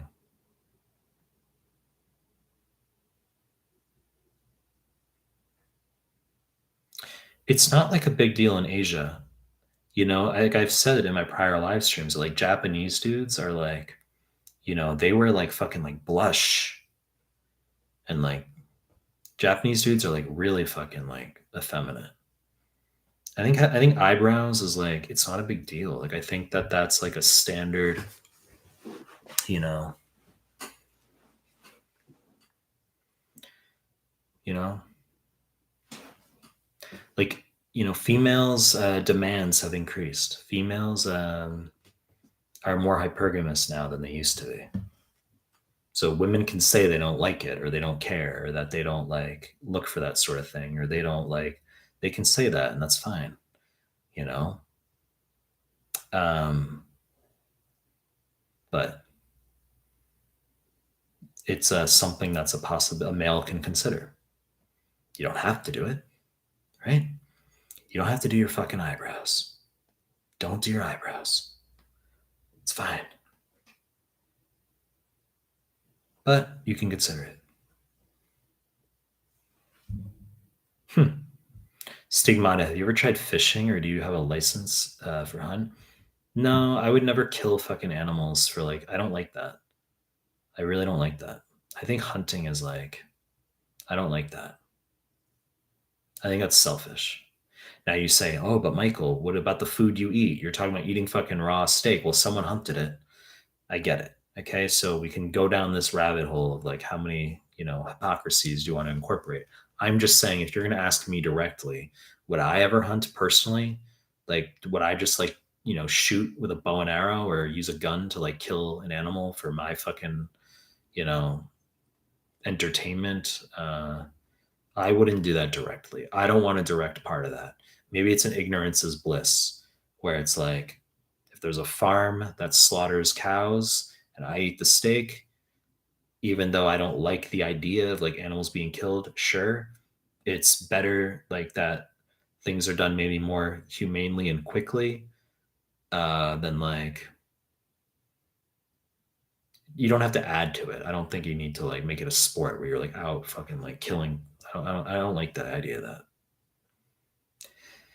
Fishing, when I was younger, I did it like once or I did it a few times. Not really my thing. Not really my thing. You know what's really interesting? Maybe like 4 years ago, maybe like 4 years ago or 5 years ago, I was like, there was like a chick I went on a date with here, and then like we saw each other, and then like She was showing me like some YouTube. Like her father had a Japanese YouTube fishing channel. She's like, this is like my dad's fishing channel, and she's like, I'm in one of the episodes, and he had like 5K subs or whatever, and I was like, wow, that's like a huge like channel. Holy shit! I remember like thinking that at the time. Now I'm like, that's like small. That's like a tiny channel. Look, I'm not disillusioned. I'm not going to act like my 16K is big. I'm not big. I have humility and awareness in that regard. Like, trust me.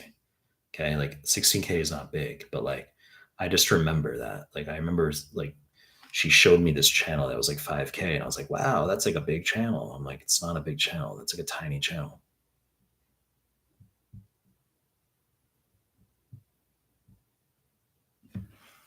Aladdin. Aladdin Mahala. Is offline NBMEs enough to pass step one? The answer is no. You should be doing the online NBMEs as well. Mustafa, Grandpa went full Hiroshima on them for sure. Even the dates match.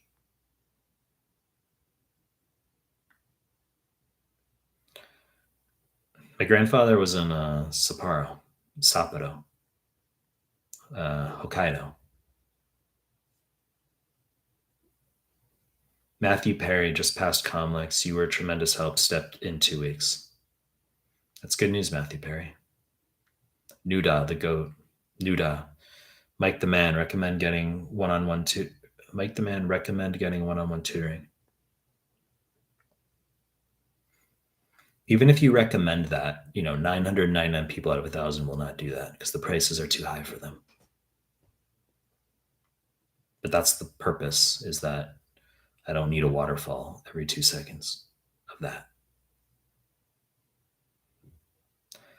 Suraj Gosei, step 3 in 2 days. Any last moment tip?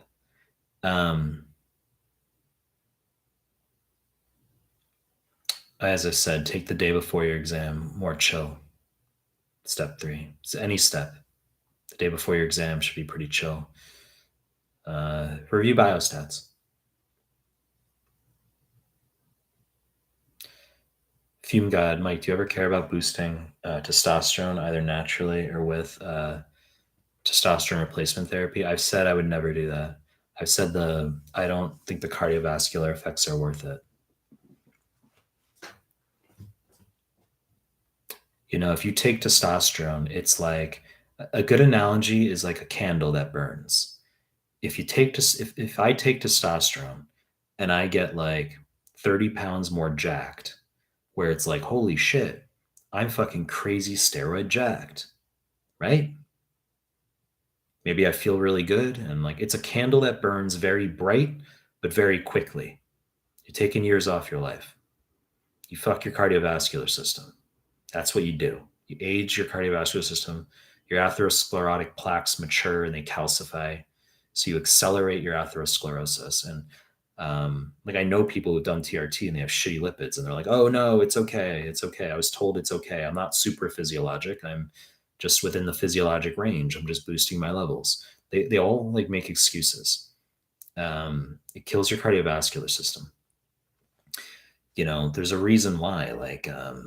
But if so, it's a candle that burns bright but quickly versus a more dimly lit candle, but a not as vibrant candle, but it burns longer, more sustained. That's without the TRT. But women, similarly, wouldn't it be great to just have high levels of estrogen post menopause? Wouldn't that be great? Wouldn't that be nice? Preserve our bone density, right? Have like high female hormones. Wouldn't that be great? Right? But we don't do it. We don't give HRT unless there's severe vasomotor symptoms. It's the only approved indication for HRT. There's a reason why it's the only approved indication, because it's dangerous to give estrogen. Even with progesterone present, which will prevent endometrial hyperplasia, it's dangerous to give estrogen because you're increasing the risk of breast cancer. Even with the progesterone there, you're increasing the risk of breast cancer. It's absolute estrogen exposure during life. You're increasing the risk of stroke, cerebrovascular events, MI, cardiovascular events, thromboses. Estrogen upregulates fibrinogen and factors 5 and 8. So, like for both men and women, you give the gender specific hormone, and there's cons to it. Like you say, it's like asking a woman who's like, postmenopausal, are you taking like, ERT, estrogen replacement therapy, right? Hormone replacement therapy. And it's like, yeah, I'm doing it. I feel great. I feel young. It's like, but you're going to increase your risk of breast cancer and getting a stroke in like 3 years or something. So you don't do it. TRT is similar. I don't want a fucking heart attack when I'm like 46. That's why. You say, even if it's not super physiologic, you say, get your levels up not to 1200, but to like 900 or something. It's a bad fucking idea. And I think that it's rooted in insecurity. It's rooted in insecurity, you know? But that's what social media has like fostered, right? That's what social media has fostered. Is it's just being like be super fucking steroid jacked, which is like great when you're young, be great for the next like 10 years maybe. Be like, I'm fucking steroid jacked, I'm amazing. And now you've aged your cardiovascular system like 40 years. That's what you've done. Now you have mature atherosclerotic plaques, calcified atherosclerotic plaques. That's what you've done. I don't see that as worth it. You just got to be consistent. You got to like, you just got to, we have to accept certain aspects of aging. That's what it is. Just keep yourself healthy. Like, don't smoke, exercise regularly. Just, do your cardio, it'll keep your fat off, lift heavy, it'll keep your muscle intact, eat healthy, right? So, like, there's things you can do. People just need to be more active. Um,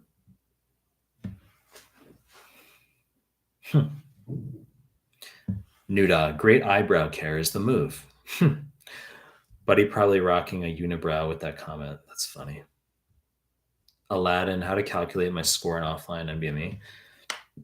I've said you're going to go to not Google, but Google Images, and you're going to type in NBME 21 score conversion Reddit, NBME 21 or NBME 27 score conversion Reddit, and you're going to get a graph, the best fit line. You plug your number of incorrects into X. The Y is the 3-digit score. 197 is the pass equivalent.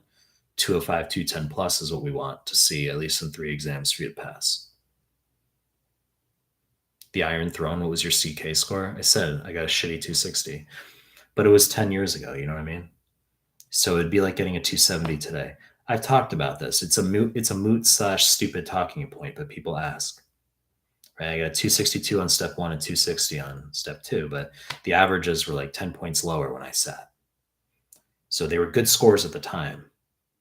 But it would be like getting a 272 on a numerical step 1 and a 270 on step 2 if I sat them today. That would be like the equivalent. And back in 2012, 2013, they were good scores. Now they're like okay scores.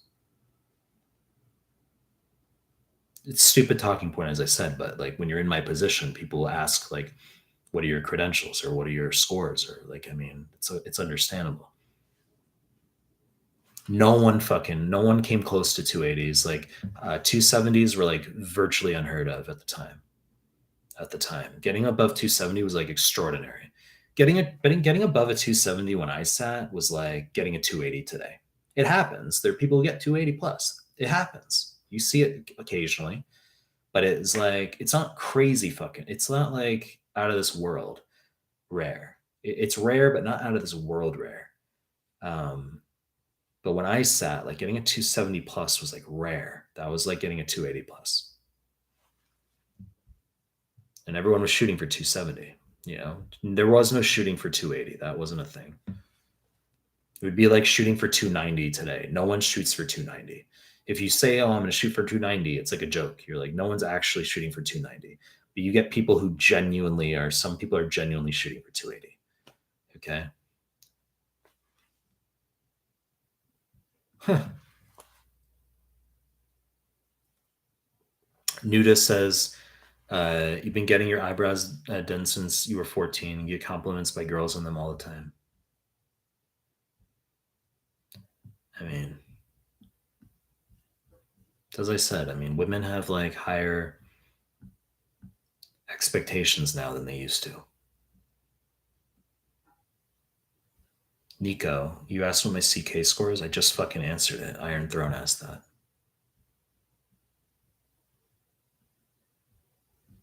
It's been like 2.5, 3.5, not 2.5, 3.5 hours.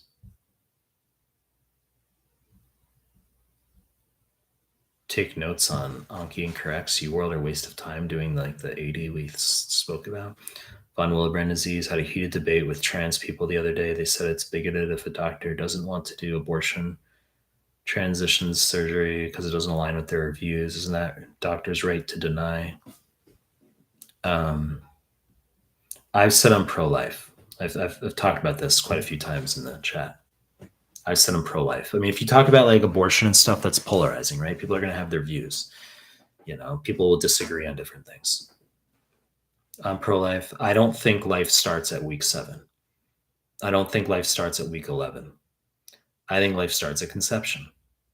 So I view abortion as murder, and I view Plan B also as murder because Plan B doesn't prevent conception; it prevents implantation, meaning that if a conception can still occur with Plan B. So you get a conception, Plan B is taken, and then you have a life that was formed, and it just doesn't implant. You have a forced menstruation with high dose progesterone analog followed by its withdrawal, and you have a forced menstruation. So you have a life, a conceptus. As I said, it's about when I say this, it's because people who are pro-choice, they just don't view life as starting that early. That's the difference. No one is supporting like killing a life per se. It's difference in opinion as to like when a life begins. That's what it is. That's mostly it. That's mostly it. But you know, you get a lot of people. You get these discussions they can get heated and polarizing, as I said.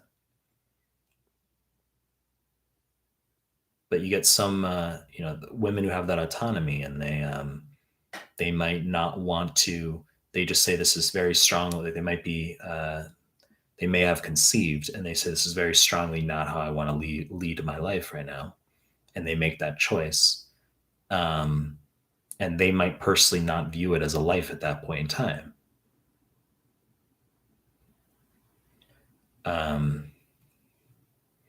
Ben Shapiro talks about this as a situation of something called mens rea, which is mens rea means like actually you have to believe that you have to be aware that it's a life in order. It's not murder in the sense that many women think that it's not a life when they're getting an abortion. They truly like if someone shoots someone else, that's murder because clearly you're aware that person's living and you're committing murder. But women who get abortions, like they're not saying to themselves, "I'm killing a life." They truly don't think of it that way. They think of it as like life doesn't start until like week 4. Life doesn't start until week 7 or 11. There's differences in view on when life starts, and so they don't view it as murder. They view it as like, well, this is before things become like life. Um, but I view life as starting at conception. That's my personal view. So I think um, I view abortion as murder, and I view Plan B at the minimum as attempted murder. But look, people are going to have disagreements on guns. People are going to have disagreements on healthcare. People are going to have disagreements on economic policies. People are going to have disagreements on pro-life versus pro-choice. That's okay.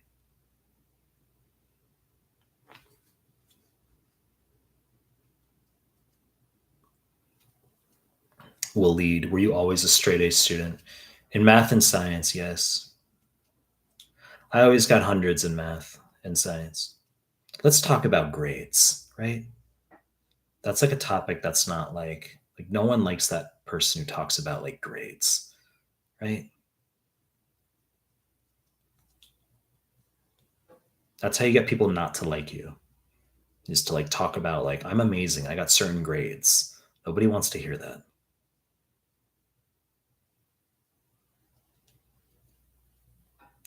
Um, but yeah, I mean, math and science always got hundreds. I don't know what to say. Nuda, right to deny must refer them to an appropriate physician. Nuda should come up in your ethics lectures. Kanye, isn't it annoying for an abrasive, not abusive, isn't it annoying for an abrasive personality like yours to be in a hyper polite society like that of Japan? I know how to exert propriety. It's not synonymous. Like, I know how to exert propriety if I need to. Being abrasive isn't synonymous with lack of um, empathy or EQ.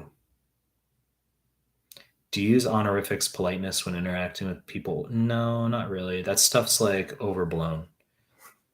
That stuff's overblown. They don't want that. The immersion schools here like falsely teach you that. They like teach you level 3 in the immersion school. They start teaching you like Son Keigo, um, Kenjogo. They start teaching you like ultra polite and humble talk. And you think like, oh, I'm gonna need to know this. Like if I meet a girl and I'm talking to her parents or something, it would be good if I could speak with Son Keigo and Kenjogo. And then you learn like people don't want that. Like you just speak like uh casually. No one uses that. Like you can easily identify a fresh off the boat gaijin foreigner by like how they speak because they anyone uses I never use polite language here ever, even with elderly. I never do. Ever. Very rare. Very rare. It's distancing. That's what it is. If you're in like business, that's different. If it's clients, that's different. I haven't worked as like behind a desk or behind like a register. I haven't done that. They speak politely.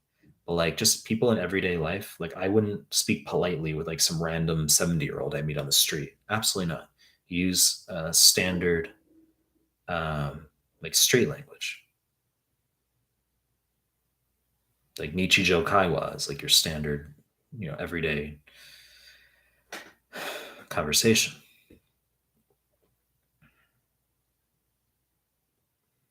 I mean, it can come off distancing using, as I said, polite language, even with like in any situation. Mimi NKA, do you think you would ever get married? How do you know I don't have like multiple wives, multiple families, multiple households? How do you know? I review things asks, how early in step 2 prep is too early to get tutoring? I mean, that type of question is when people ask that, it's like, what do you want me to say? Because people are different, right? You get some people who the tutoring is not $15 an hour. Okay, it's not. It's expensive. So there's some people who want their like only when they need it, very very close to the exam or something. But you get people who other people don't care and they pay a lot of hours and they do that early and it's not a problem. So that's like it's mainly with regard to what you're capable of generating financially. That's just how it works, right?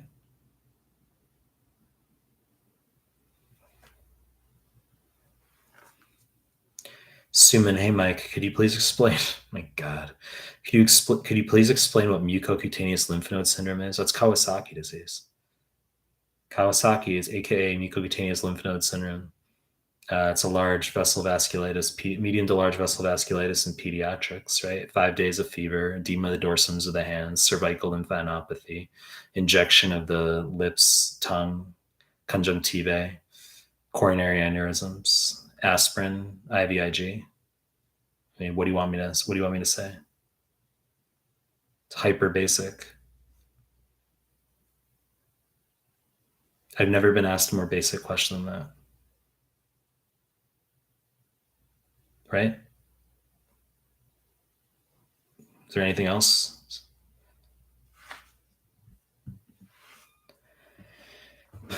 The Iron Throne. Why are you drinking if it's not healthy? A small amount of alcohol is okay. I like to drink. That's what I like to do. Sometimes. I don't drink a lot. Sometimes. I don't drink a lot. Like I told you, I have tequila and stuff, but like I don't drink that often. Maybe like maybe once a week. Maybe. But I can hold my own. Like if I'm out, as I said, if I'm in like Poland or something, and I go out, I can get fucking wasted, and like I can drink a lot. Maybe like once a week, I'll drink a little bit, and then maybe like once every like I don't know, once every 3 4 months, I'll get like more wasted. But like I don't drink that much. I really don't.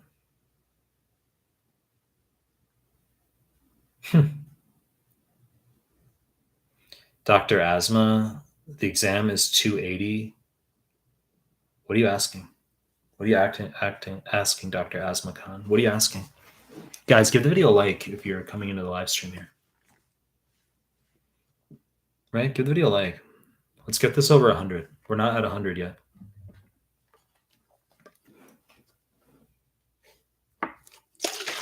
Let's see if we can get it to 100. It's not going to go to 100. People are like, no, fuck you. I'm not going to like it. I'm not going to help you get to 100. We're not going to do that. We're going to stay below 100. That's what we're going to do right now. It's at 99. There we are. We're at 100. Yay. We're there. We got there. There you go. Look at that. Rehan Zahid. Has a girl broken your heart, and how did you get over it? How do you get it, especially only when I was very young? Like when I was like 18. When I was 18, like I had when I was 18, 19, like that stuff's like that's like when you're young. Like as you get older, like you don't I don't get emotional that way at all. At all. If a girl broke up with me, I would like instantaneously, I would just be like, all right. And I would just go out and like open like 200 women in like the station. That's what I would do. I would just be like, all right. And then I would literally go to the skateboard to the station, spend 3 hours, and I'd say hi to like 100+ women. And I would, pick up contacts or ask a girl to go to a cafe and try me. Try me. I don't get emotional that way. But here's the thing, right? Like some women prefer that. Women I screen for like prefer that I'm not like a fucking like emotional fucking dude. Like some women prefer that a dude is like actually a fucking dude and not some like beta fucking emotional dude. That'll trigger some people real fast. But I don't get like emotional that way. That's like laughable to me. I told you I see like that as weakness in a man. It's weakness. Like doesn't happen.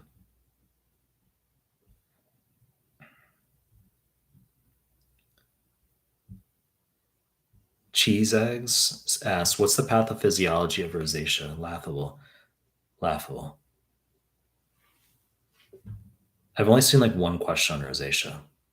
Can get worse. They describe it as getting worse with spicy food and alcohol in cold weather, and it can be stinging, burning, itching.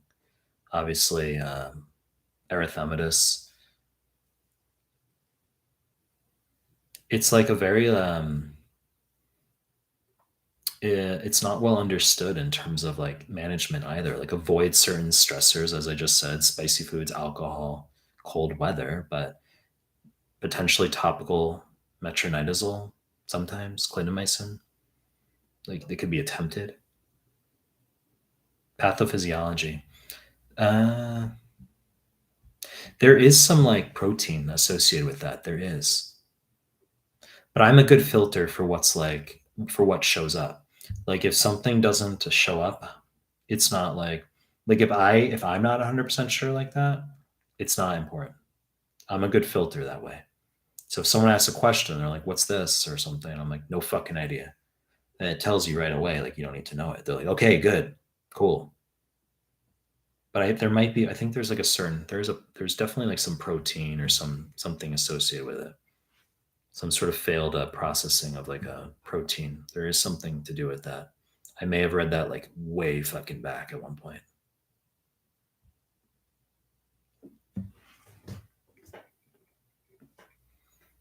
Mustafa says abortion is the devil's work, period. Look, I'm not going to say things that are like, I'm not going to go like overboard in terms of like how I like articulate things. Like people have to have autonomy. People, that's very important in 2023. But I've said that I view, I'm pro life and I view abortion as murder and I view Plan B as murder. I've said that. I said I view life as starting at conception, not week 7.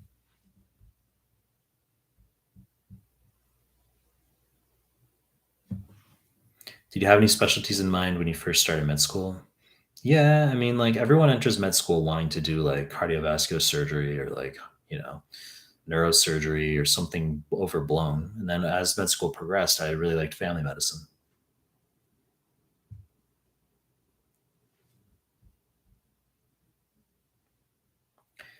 Jake V.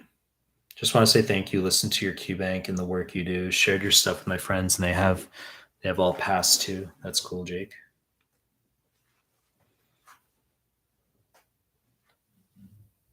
That's so funny.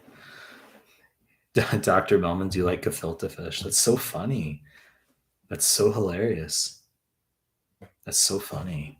I literally have not had gefilte fish in like I don't even know how long. Maybe mm, I really don't even know. Um at least like 16 years maybe. It's been a long fucking time since I've had gefilte fish.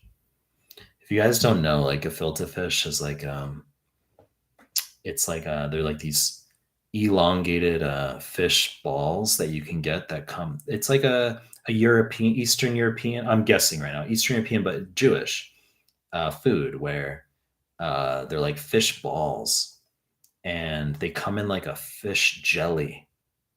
The jelly is really disgusting. Okay, it's like a translucent, literally a fish flavored jelly, but you get these fish balls that are like in it. And the gefilte fish can be good. Gefilte fish can be good, in small amounts. Maybe with some horseradish, right? Some like that pink horseradish, like a Pesach Seder. That can be good, a small amount. You can't have a lot of gefilte fish. You have like maybe 2 pieces tops. Um, but there's some people who like to drink the jelly, and it's like absolutely disgusting. There's like some people who like that. Um, It's gross. Like some people are like, "Oh, I like the jelly." It's gross. Gefilte fish is good though. But yeah, I haven't had that in like 16 years maybe. I don't know. It's been a long time since I've had gefilte fish. It's been a long time since I've had matzah. I've been a matzah in like a long time as well. Right? Um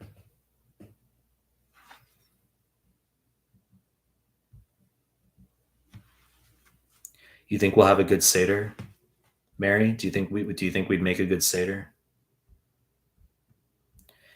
Let's see. HBAR NFTs examine 50 days. Okay. UWorld 60% done. Scores 38%. What should I do to pass step 1? You're not ready. You're going to have to postpone. You're not ready. Scores too low. So this is what's going to go down. NBAR NFTs. What you're going to do is you're going to finish all UWorld and you're going to take NBME 20.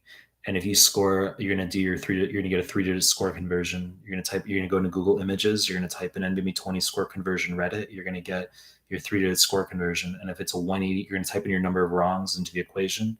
You're going to get the Y, it's the 3-digit score. And if it's 189 or lower, you're going to go back to all and do all your UWorld incorrects, which is going to take you another month plus. That's what you're going to do. If you break 190 on NBME 20, you can move to NBME 21. If you break 190 on 21, you can move to NBME 22. If you don't break 190 on 21, you go back to QBank for an entire month. When you get to NBME 22, the bar now increases. You have to get 197 or greater. And if you do that, then you can progress through the NBME exams 23, etc. If you can't, you're going to go back to QBank for a whole month. And then by the time you get to NBME's 27, 28-ish, I want to see 205, 210 plus. That's what I want to see. That's what I want to see. Right?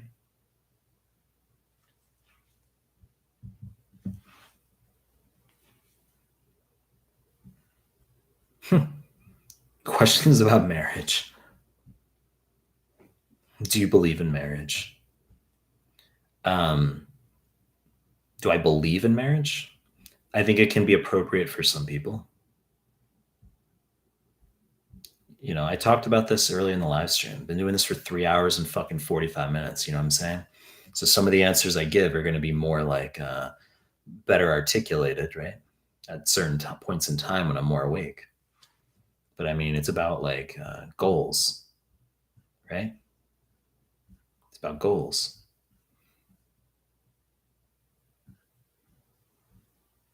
I talked about this earlier already in this live stream for a while, actually. Talked about a lot of things in this live stream. But I've said that in general, like if I view having kids as the foundation for that, right? That's my view. Some people prefer different things. Some people are okay marrying someone just because they're physically attracted to them and maybe they have a good sexual interaction and maybe they like that person for their appearance and maybe they have fun at concerts. They like the same food. They like to travel to the same places, right? Some people that's fine and they get married and they don't want kids and that's it. They're happy, right? That's okay. People are different. I mean, I would view like children as the foundation in that regard. That's my view. Like I wouldn't marry someone who's unable or not willing to have like many children. Everything I say can induce a triggering, like everything. But I mean, that's my view, right? I'm very traditional in terms of my views. I said there's no freedom of speech on the internet in 2023. There really is not. You know, I'm very traditional in terms of my views. Von Willebrand disease. Do you see yourself? I mean, too much, right? Cup of tea. Who uses that? Like that metaphor. Cup of tea. Is that not your cup of tea? Von Willebrand disease. Raj, what's the pathophys of beta? And then you follow up by saying, don't answer that, lol. Why didn't you just like rescind your comment then? There's people who like rescind their comments. Here we go. Gamers, right? We got to have this. Ready? Gamers Floridan says, hey, NIGGA, are you gay? Gamers Floridan then follows it up with, I'm gay too, NIGGA. I'm not. I said I'm 100% straight. There's nothing wrong with that. Right? People ask me that because, right?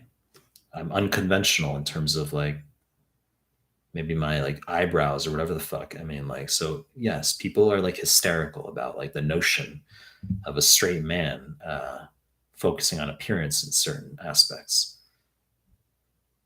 And I've said this is because hypergamy is strengthened with women and women have stronger standards now than they used to. Women will say like it's not important or they don't care or no, it doesn't matter. It's okay. It's a lie. They care. Right? It's all they care about. It's the only thing they care about. I think over time they can care about other things. Over time they can say, okay, I appreciate that you have XYZ qualities, etc., or whatever, but they don't give a fuck initially. It's just like, uh, if it's outside social circle, they don't care. A woman who's attractive will date a guy who's not so attractive if he's in her social circle. If they work at the same office, if they sit next to each other in class and they see each other every day, if they work at the same cafe, it's a friend who is introduced through like a coworker of a friend or whatever, that's social circle. And um, that's how a lot of like these pairings occur, where maybe you have a very attractive female with a male who's not so attractive. And there's nothing wrong with that. There's no negative judgment. But guys tend to be like, bemused or like nonplussed or flummoxed at the notion that that type of pairing can occur. It's social. It's called social circle. Outside social circle, however, if a female meets a guy who randomly says hi to her on the street, she doesn't know who he is. Okay, and there's no relationship whatsoever, no social circle. I mean, they only care about looks. That's all. That's my view. They only care. They don't care about personality. They don't care that you have a medical degree. They don't care that you have certain assets, or they don't care that you're smarter than they are. They don't care. They just care about appearance. That's my view. It's nothing negative. It's just, I mean, what do you want me to say? What's your favorite food? NIGGA. You got to chill with that, dude. I said steak. I literally talked about steak for like a half an hour in this fucking live stream. Did I not? I literally did. I talked about steak for like a half an hour earlier in this live stream. Steak is my favorite food. I've said that. Rare steak is my favorite food. Yeah. I ate steak a lot. I ate steak like at least like maybe I average probably like 5 times every 2 weeks or something. I ate a lot of fish. I ate a lot of salad. Yeah, steak's my favorite food. Ayada Lee says, are salivary gland tumors high yield? It's hilarious. They're not high yield. They're in my gastro PDF though. Um, yeah, pleomorphic adenoma. I mean, that's just your most common one. It's benign, right? Pleomorphic just means many different types of cells. Mucoepidermoid carcinoma, that's your sinister one. That's the one where you're going to have like B symptoms, fever, night sweats, weight loss, right? Then you've got Warthin tumor, which is the one that has lymphatic tissue, right? It's low yield, super fucking low yield, but it's in my gastro PDF. And then you say, but Michael, if it's low yield, why isn't your gastro PDF? I mean, look, I think I actually articulate that, I believe, in my gastro PDF. I think I say that. I think I actually write like not crazy high yield, but like mentioning these anyway or something. I think I may mention that there. Truth teller, you're asking me, what can you do to improve your dating chances if you're not tall? I've heard women care about height. Of course they do. It's part of appearance. Of course they do. I mean, the thing is, you're only going to be so attractive. You're only going to be so smart. You're only going to be so fast. Um, it's a numbers game because you have to just meet many people, and you have to, as I've said, as a male, you cannot get butthurt about things. It's an inferior male quality. You have to, not whine, not complain, and you got to like push through, and like you can't be weak about these types of things. Like, yes, some women will reject for that reason. Correct. Yes, it sucks. You own it and you deal with it, and you just like meet other women. That's what you do. Correct. It's going to happen. Yes. There are some women who will not date you unless you're like 6'4". Correct. You say, that's not great. That's not good though. You're like, well, it's going to fucking happen. Okay. You're going to deal with it, and you're just going to open other women. and you will meet other women who don't care about that, right? But that's how it works. I've said women only care about appearance. I'm not saying it as a negative. I'm citing it as like a human observation, right?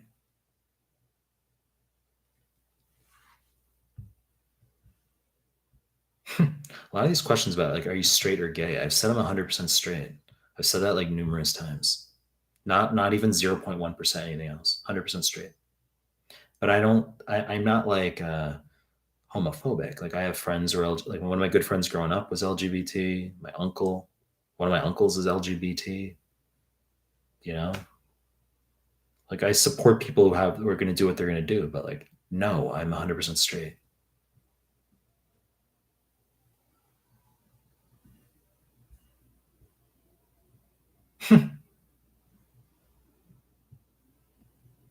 That's so funny. Mustafa, you're a fucking king, bro. Truth teller, you're doomed, bro. That's so funny. That's so funny. Joking, no ban. That's so funny. Well, Mustafa, you use what you have, right? Right? You use what you have. Maybe you have good hair. Maybe you got lucky with height.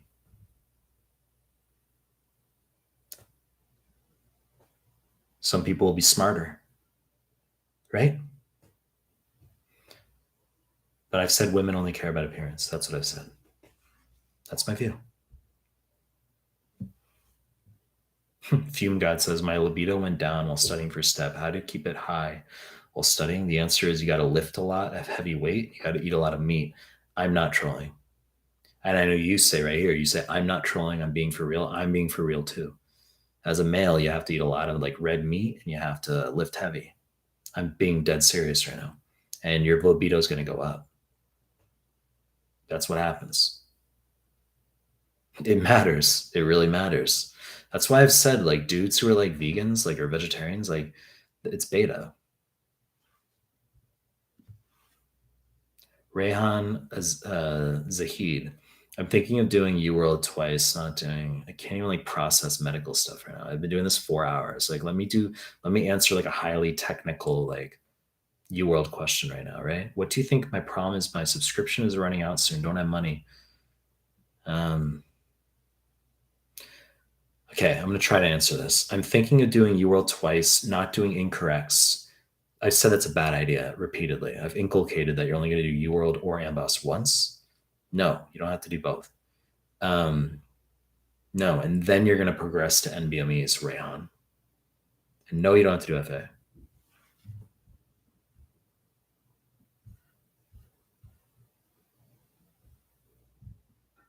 Raj Matthew, what's your ideal number of children to have? It's not like a competition that way.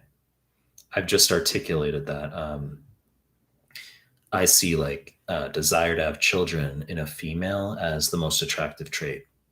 I wouldn't date a female who's not into having kids. I wouldn't seriously date a female that way. Um, just more med stuff. AP Sans, love your vocabulary. Did you improve your vote? I talked about how I used to study words when I was in med school. But I told you, like I also said in the last live stream, that it rubbed people the wrong way, so I stopped. It makes communication worse, not better. You know, it makes communication worse. People don't like people who sound supercilious. Grandiloquence is not a positive thing in much regard.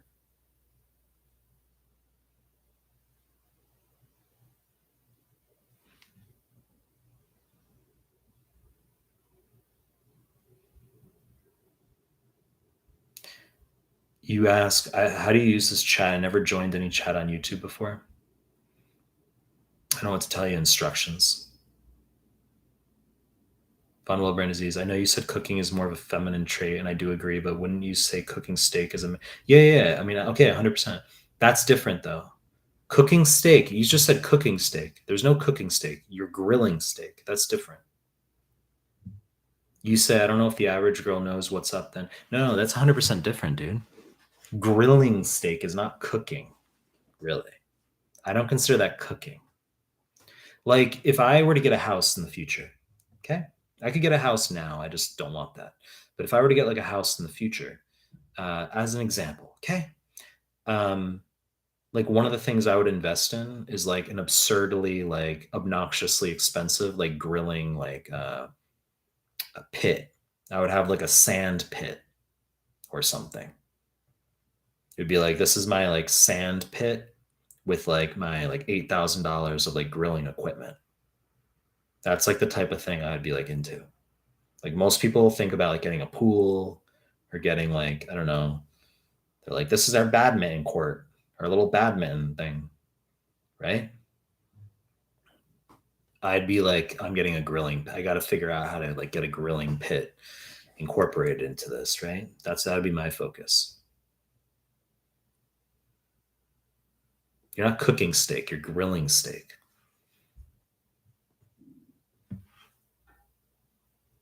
Truth teller, yes, please make a video on salivary gland tumors. They're low yield. I already just talked about them. Quadruple two, good to see you back. How good are you at skateboarding? I mean, I've been skateboarding 12 and a half years, right? Been skateboarding 12 and a half years. So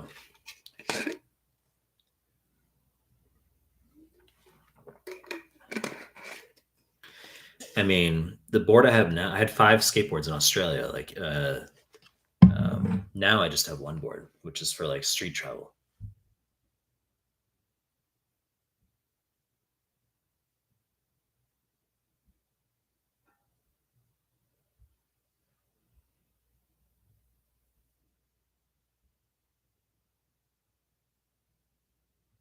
Just reading the comment. I'm not gonna read every comment right now. So I'm gonna widen this up. I hit 4 hour mark. Like, what am I gonna do? Fucking do this like longer at this point?